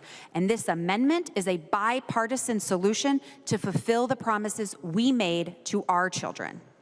And I hope that every single person in this chamber thinks about disappointing the children we promised. I recognize the member from Dakota, Representative Hanson J. Thank you again. Sorry to bother you all with more of my voice, but I just couldn't help myself because I am a product of student parent support programs. I come from a long line of poverty. Nearly every woman in my family history had a baby before she could buy a beer. I was, late having a kid at 17 compared to the rest of my family. So these programs were important because I'd also never seen college as an opportunity. So if you haven't heard my story, I was a teen mom turned first-generation college graduate, and I now have my master's degree, and I stand before you here today. Like I said last time I talked about this part of my life, that it's not something that a lot of single moms or teen moms will ever get the opportunity to do.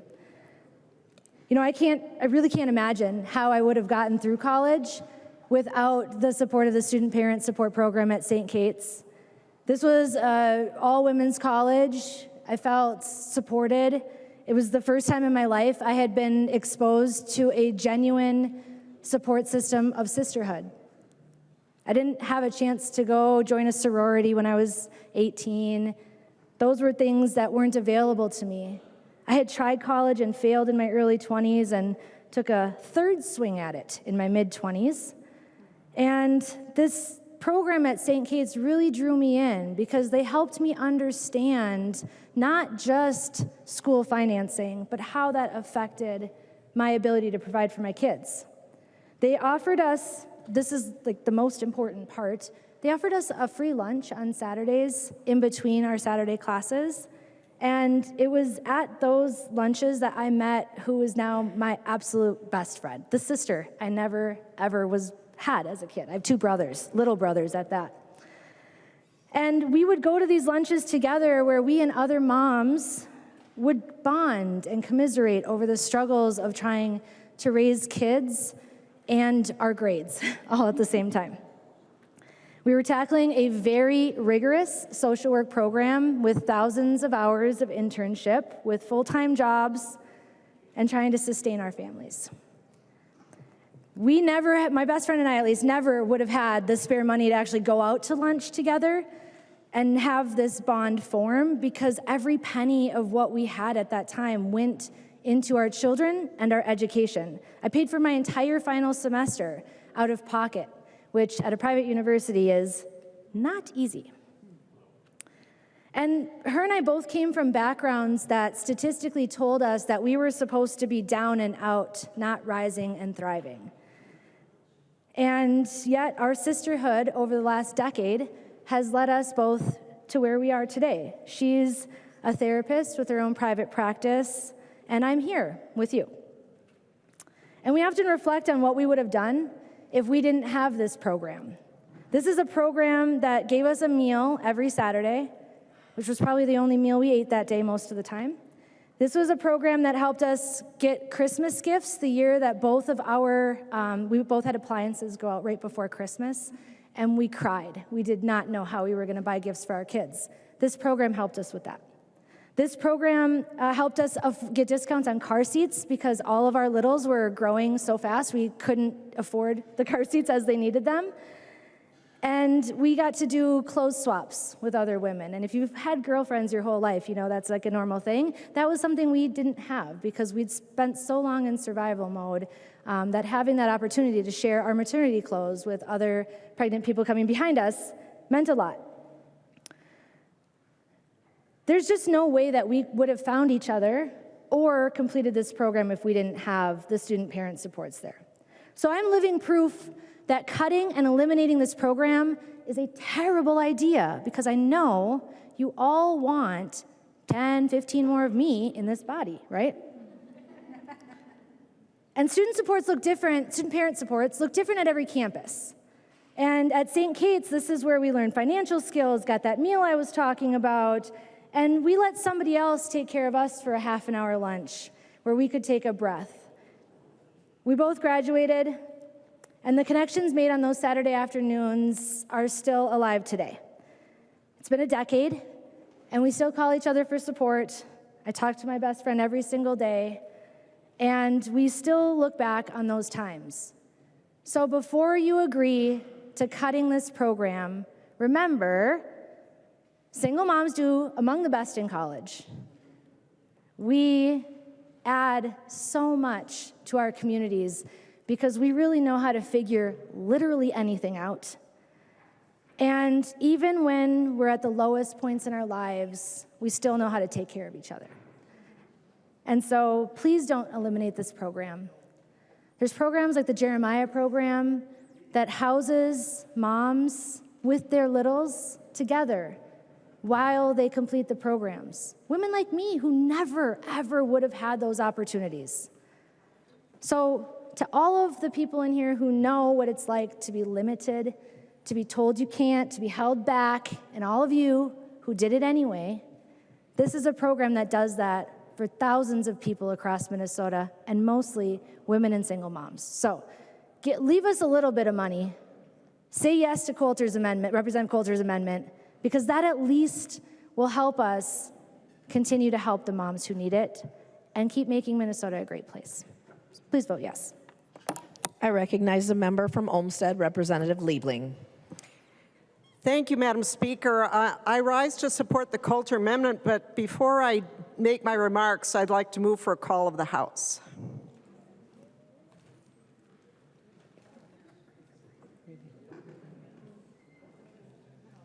Do I see 10 hands? I do see 10 hands. The House is under call. The clerk will take the roll.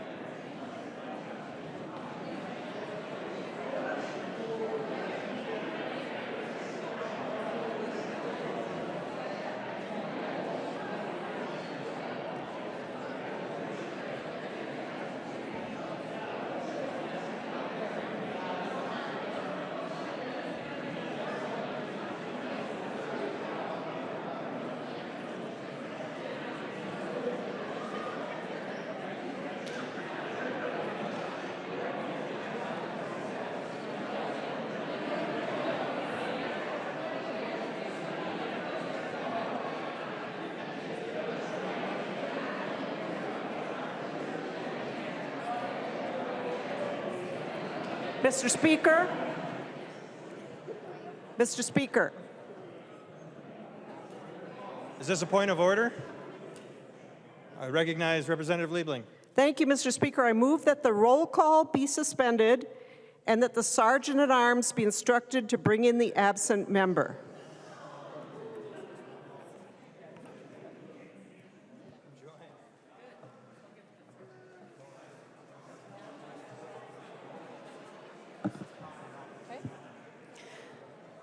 Members, we will need to vote on that by voice because we are in the process of call of the House. All those in favor, aye. Aye. Those opposed, nay.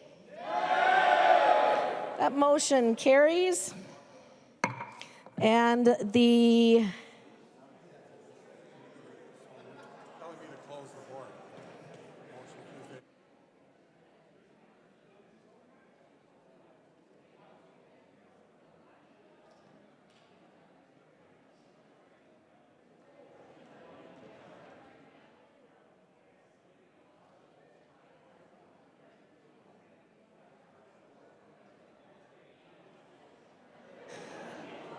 The clerk will close the roll, and the Sergeant at Arms will bring in the absent member.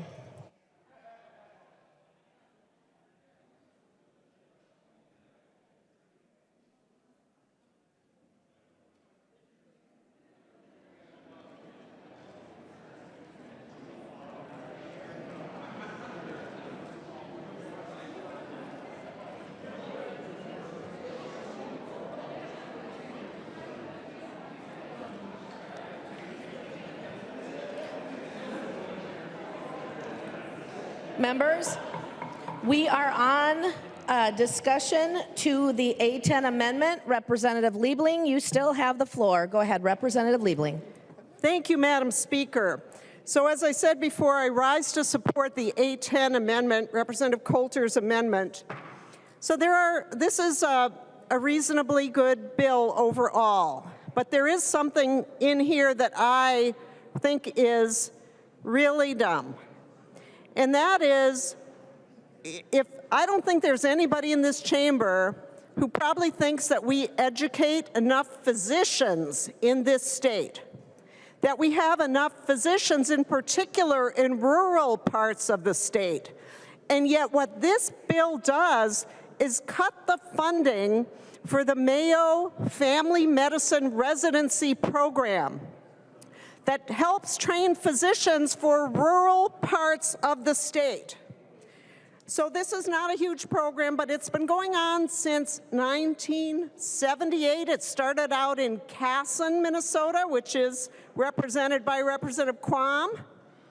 And it's a small community. It's growing, but it's a pretty small community.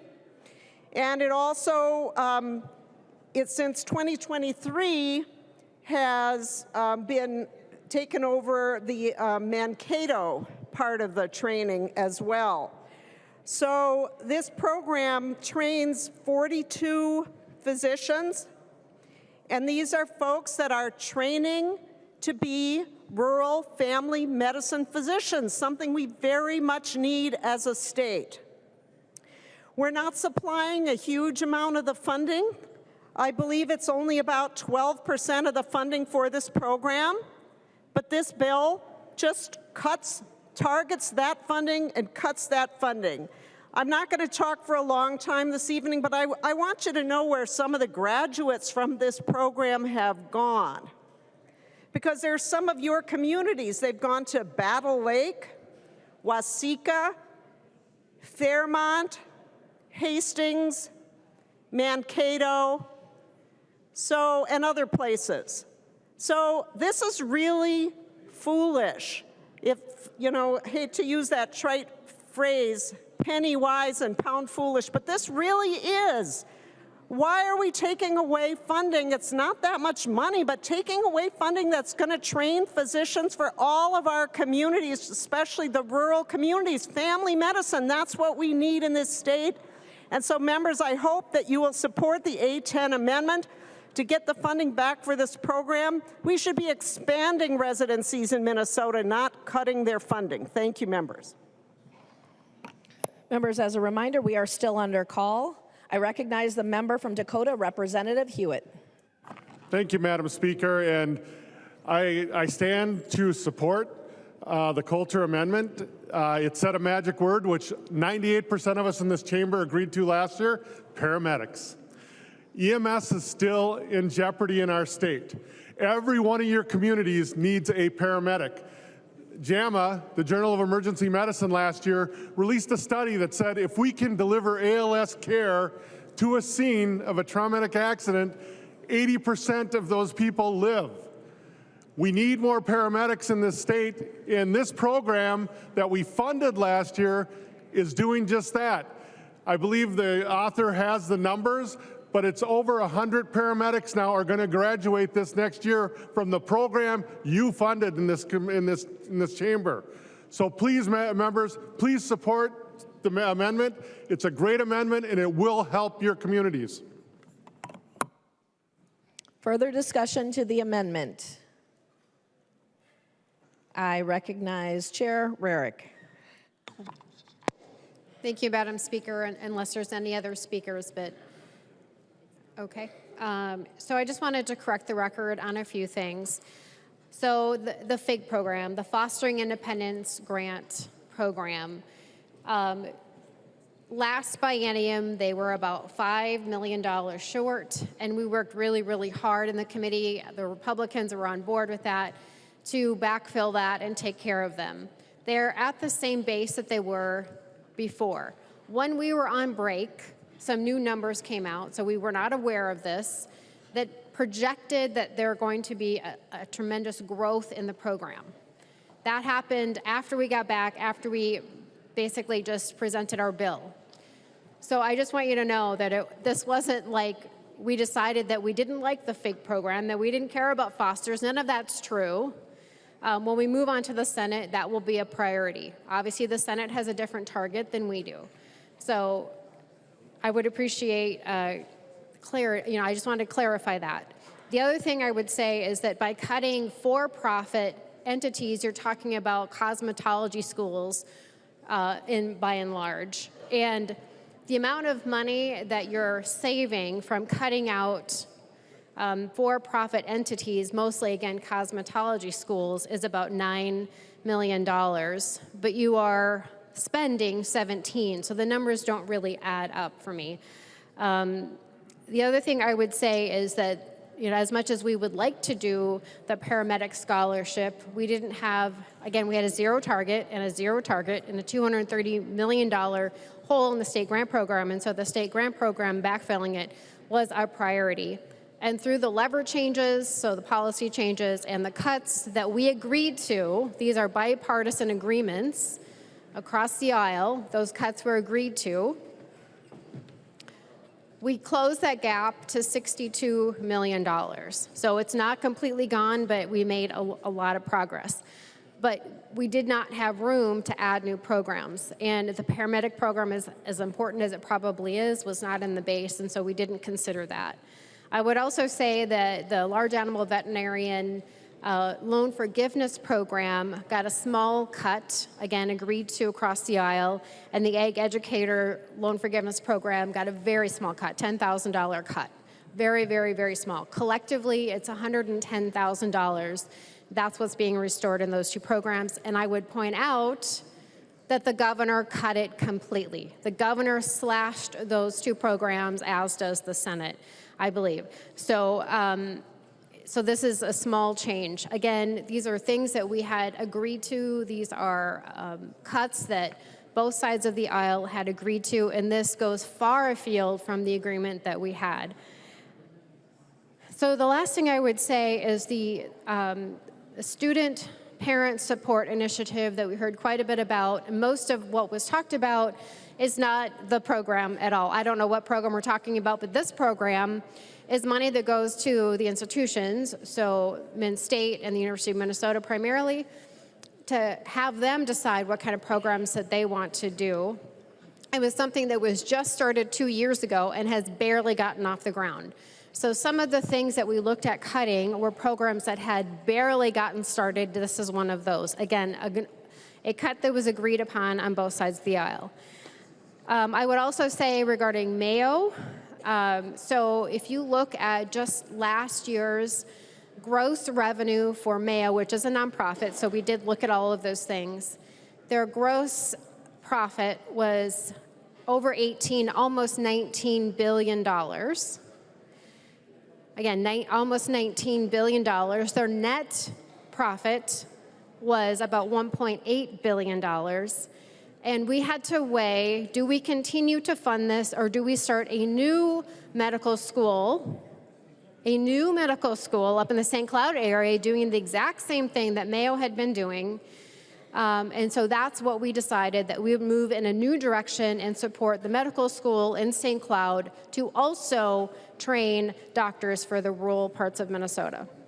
So just setting the record straight as to what this amendment does, what it doesn't do, what we'll be doing as we move forward. I would ask everyone to please vote no on this amendment because for those reasons, and also it does go far afield of what we had bipartisanly agreed upon in the bill. Thank you, Madam Speaker. I recognize the author of the amendment, Representative Coulter. Thank you, Madam Speaker. Just to sort of correct the record on a couple of things that were just mentioned here. I obviously don't go to the cosmetologist very often, if ever, but I do happen to know that there are perfectly fine cosmetology programs at, for example, Century College and I believe Minnesota State Southeast as well.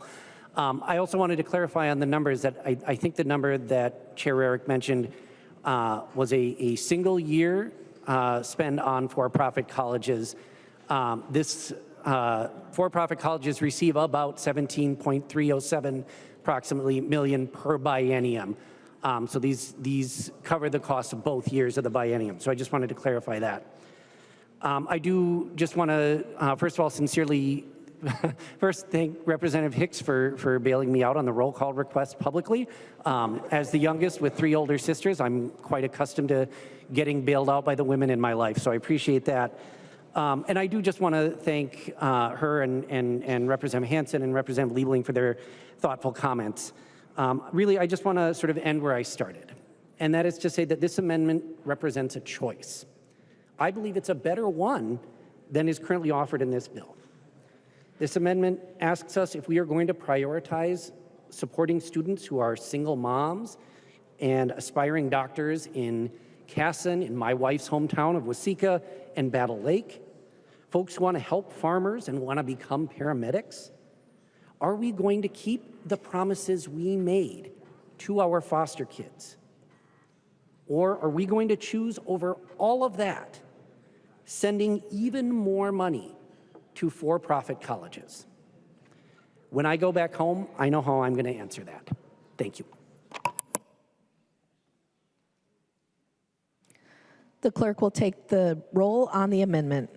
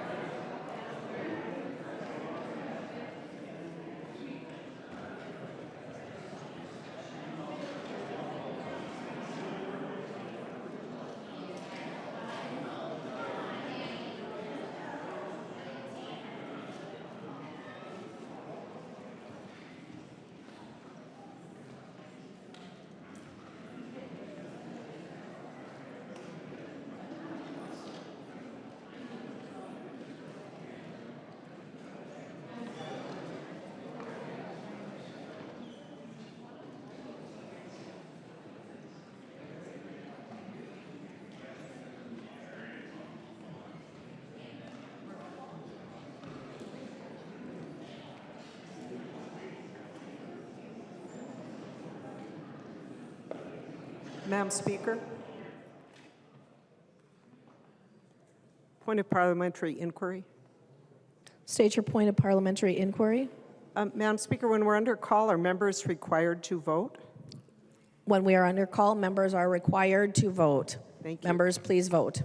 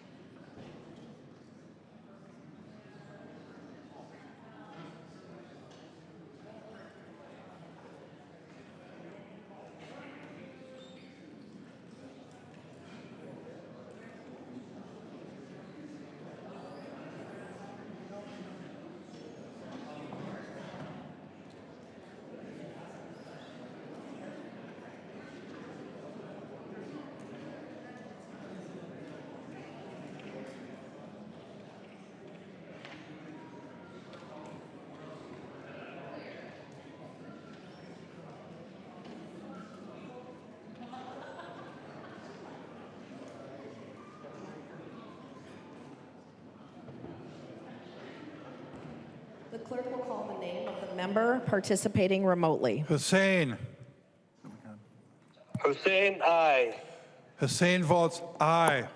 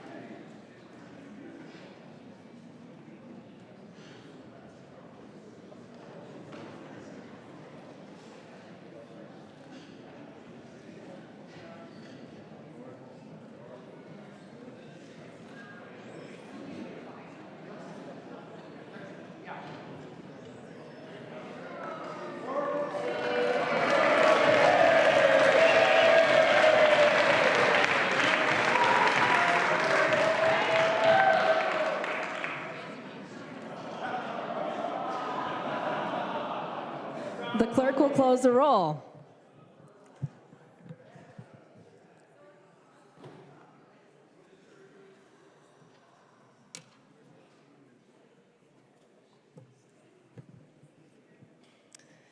There being 67 ayes and 67 nays, the motion does not pass and the amendment is not adopted.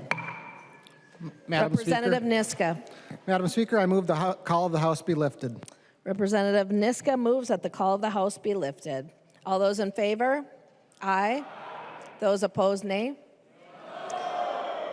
Motion prevails. There are no further amendments at the desk. The clerk will give the bill its third reading. Third reading, House File Number 2431. Third reading. Discussion to the bill. I recognize the member from Hennepin, Representative Coulter. Thank you, Madam Speaker, and really, members, thank you again for the discussion on that. So I came into this budget really with sort of two overarching goals: to protect the North Star Promise for Minnesotans and take as big a swing as we could toward addressing the shortfall in the state grant program. And this bill does accomplish both of those things. I, too, would like to take a bigger swing at the state grant program, Chair Eric, but I will be voting yes for this bill. That does not change my belief that we can do better. And the amendment that we just voted on laid out some options that we have for ways that we can do better. And I want to return to this concept because I think higher education is really just one of those areas that is so clearly pay me now or pay me later. And these are costs when we don't pay them that not only do they not go away, but they are costs that we all pay. And in particular, I want to mention efforts to ease the crushing burden of student debt that so many Minnesotans face. And when we see what is happening in Washington with actions being taken by the Trump administration to unexpectedly restart student loan payments, and even today, the U.S. House Republican budget plan, it was announced, will cancel the U.S. Department of Education's ability to cancel student debt for borrowers who were defrauded by the colleges they went to. That is one of the ways that they are going to extract the dollars to cut taxes for the very richest Americans. We know that student debt is continuing to hold back so many folks from contributing to our state and our economy in so many ways. So protecting the North Star Promise is a big win. Don't get me wrong. But there are, as I mentioned, some really serious shortfalls. And my hope is that when we get into conference committee, that we can explore the option I laid out about for-profit colleges in our state grant program, and really any others that we can think of. Thank you. I recognize the member from Goodhue, Representative Allen.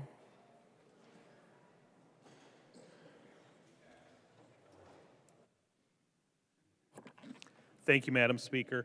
I am speaking in support or strong support of the actual or the full bill itself. It's especially around preserving the large animal loan forgiveness program and the agriculture education forgiveness program. Two initiatives critical to the future for greater Minnesota.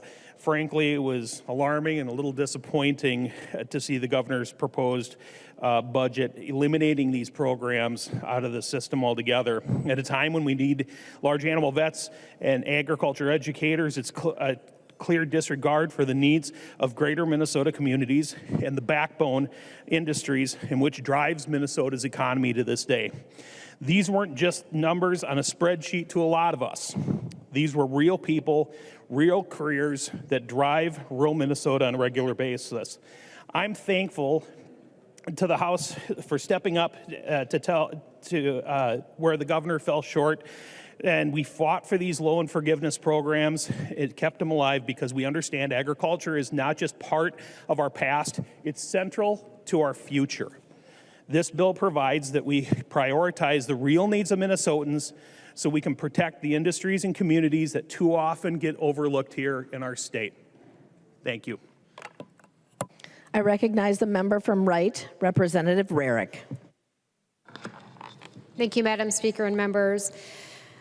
So again, I would just say that we have done everything that we possibly can do to protect students and their families. We are facing, with zero targets, a $239 million hole in the state grant program. We had to make hard choices. We tried to go to different direction. As I said, the reason that we agreed to eliminate the funding to Mayo is because, in part, there are very, very large ability to cover that and then start a new program up in St. Cloud. So those are some of the choices. I know Chair Wolgamott, that was an incredibly important program for him up in St. Cloud, in the St. Cloud area, to train doctors up there. So we will still be training doctors, just in a different location. I'm sure that Mayo will continue to train doctors. It is one of the top places that doctors try to go in the entire United States. So I'd ask you for your support on this. This bill, is it perfect? Is it the bill that I would have drafted? It's not the bill I would draft or the bill that Chair Wolgamott would draft. It is a compromise bill, and we will go into the Senate with your thoughts and your feelings and your desires, and we will go into the conference committee with that. With that, I ask for your green vote. I recognize the author of the bill, Representative Wolgamott. Well, thank you so much, Madam Speaker and members, for the robust discussion today on our higher education finance and policy bill. I want to be clear, this is not a perfect bill, but it is a good bill. It's a compromise bill. And I'm so proud of the work that Co-Chair Rarick and I and our teams did, even with a zero target, to fix the state grant program, to hold harmless the University of Minnesota, to hold harmless MnState, to hold harmless the North Star Promise Act. These actions that we have taken, that we are going to take in this bill, are going to make a tremendous difference, not just for Minnesota's students today, but for Minnesota's workforce tomorrow. And I'm proud of that. I want to thank our incredible higher education team, whose hard work throughout this entire session and in the negotiations that led to this compromise has been absolutely invaluable. On our DFL side, our committee administrator, Sean Herring, our researcher, Evelyn Weiner, and our committee legislative assistant, Drew Jones. And on the Republican side, committee administrator, Lori Koznick, the committee legislative assistant, James Cook. And then I apologize, Madam Speaker, if Representative Rarick would yield to a question. Representative Rarick will yield. Representative Wolgamott. Representative Rarick, you have an incredible researcher. His name is slipping me. I just want to make sure he gets recognized. Representative Rarick. Thank you, Madam Speaker. Thank you, Chair Wolgamott. Ben Freese. Thank you, thank you, Representative Rarick. I want to thank Ben Freese, as well as our nonpartisan staff, Ken Savory and Nathan Hopkins. Again, members, when we are investing in higher education, we're investing in students, we're investing in the American dream to use your talents and your passions to better yourself and your career, and as a result, better the state of Minnesota. That's what we do with this compromise bill. I ask for your green vote. Thank you, Madam Speaker, and thank you, members. The clerk will take the roll.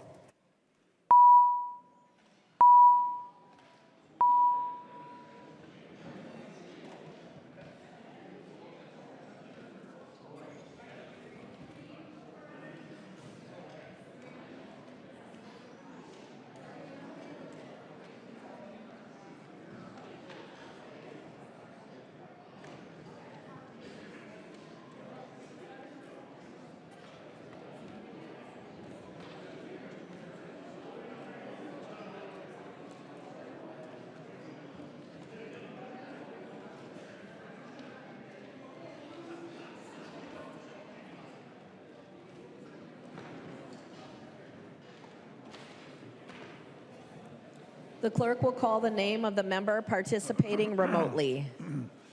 Hussein.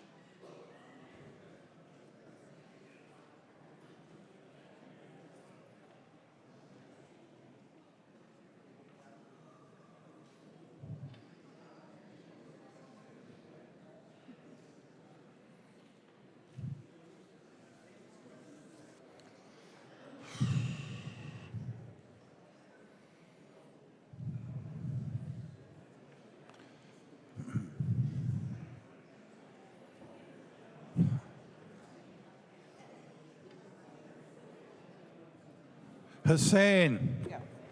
Hussein, aye. Hussein votes aye. The clerk will close the roll.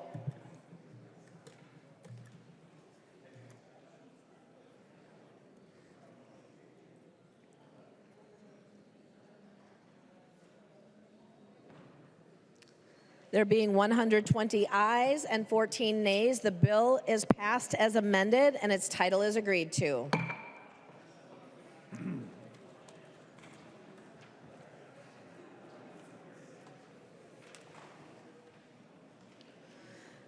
Messages from the Senate. Message from the Senate, Madam Speaker. I hereby announce the passage by the Senate of the following Senate file herewith transmitted. Senate file number 2370. The message is signed Thomas S. Bodern, Secretary of the Senate. First reading of Senate bills. First reading of Senate file number 2370, an act relating to cannabis. Stevenson moved that Senate file number 2370 and House file number 1615, now on the general register, be referred to the Chief Clerk for a comparison. Hearing no objections, so ordered. Motions and resolutions. There are copies of the non-controversial motions at the House desk and online. If there is no objection, we will take action on these motions first. Hearing no objection, the motions prevail.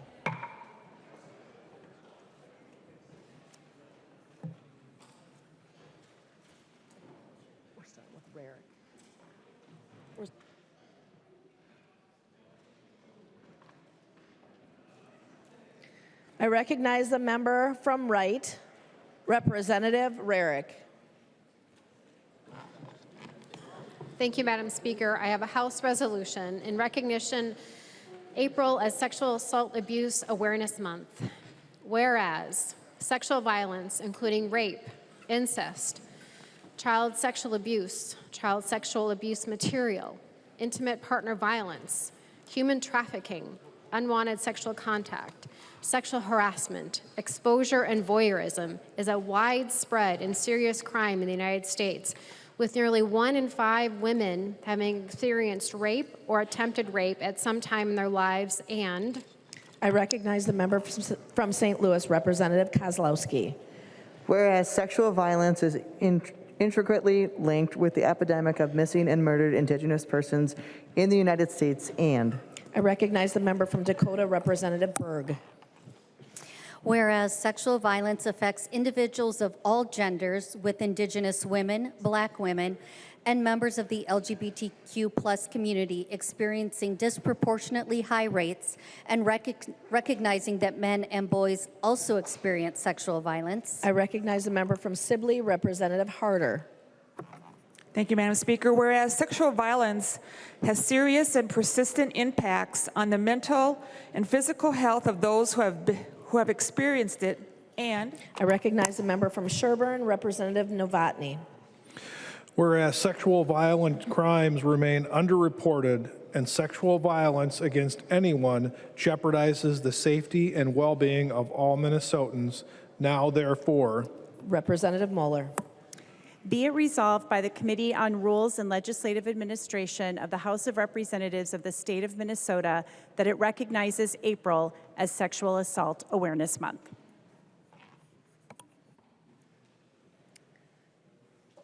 Announcements.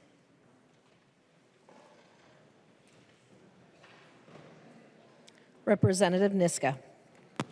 Thank you, Madam Speaker. I move that when the House adjourns today, it adjourns until 11 a.m. Tuesday, April 29th, 2025. Representative Niska moves that when the House adjourns today, it adjourns until 11 a.m. Tuesday, April 29th, 2025. All those in favor say aye. Those opposed, nay. The motion prevails. Representative Niska.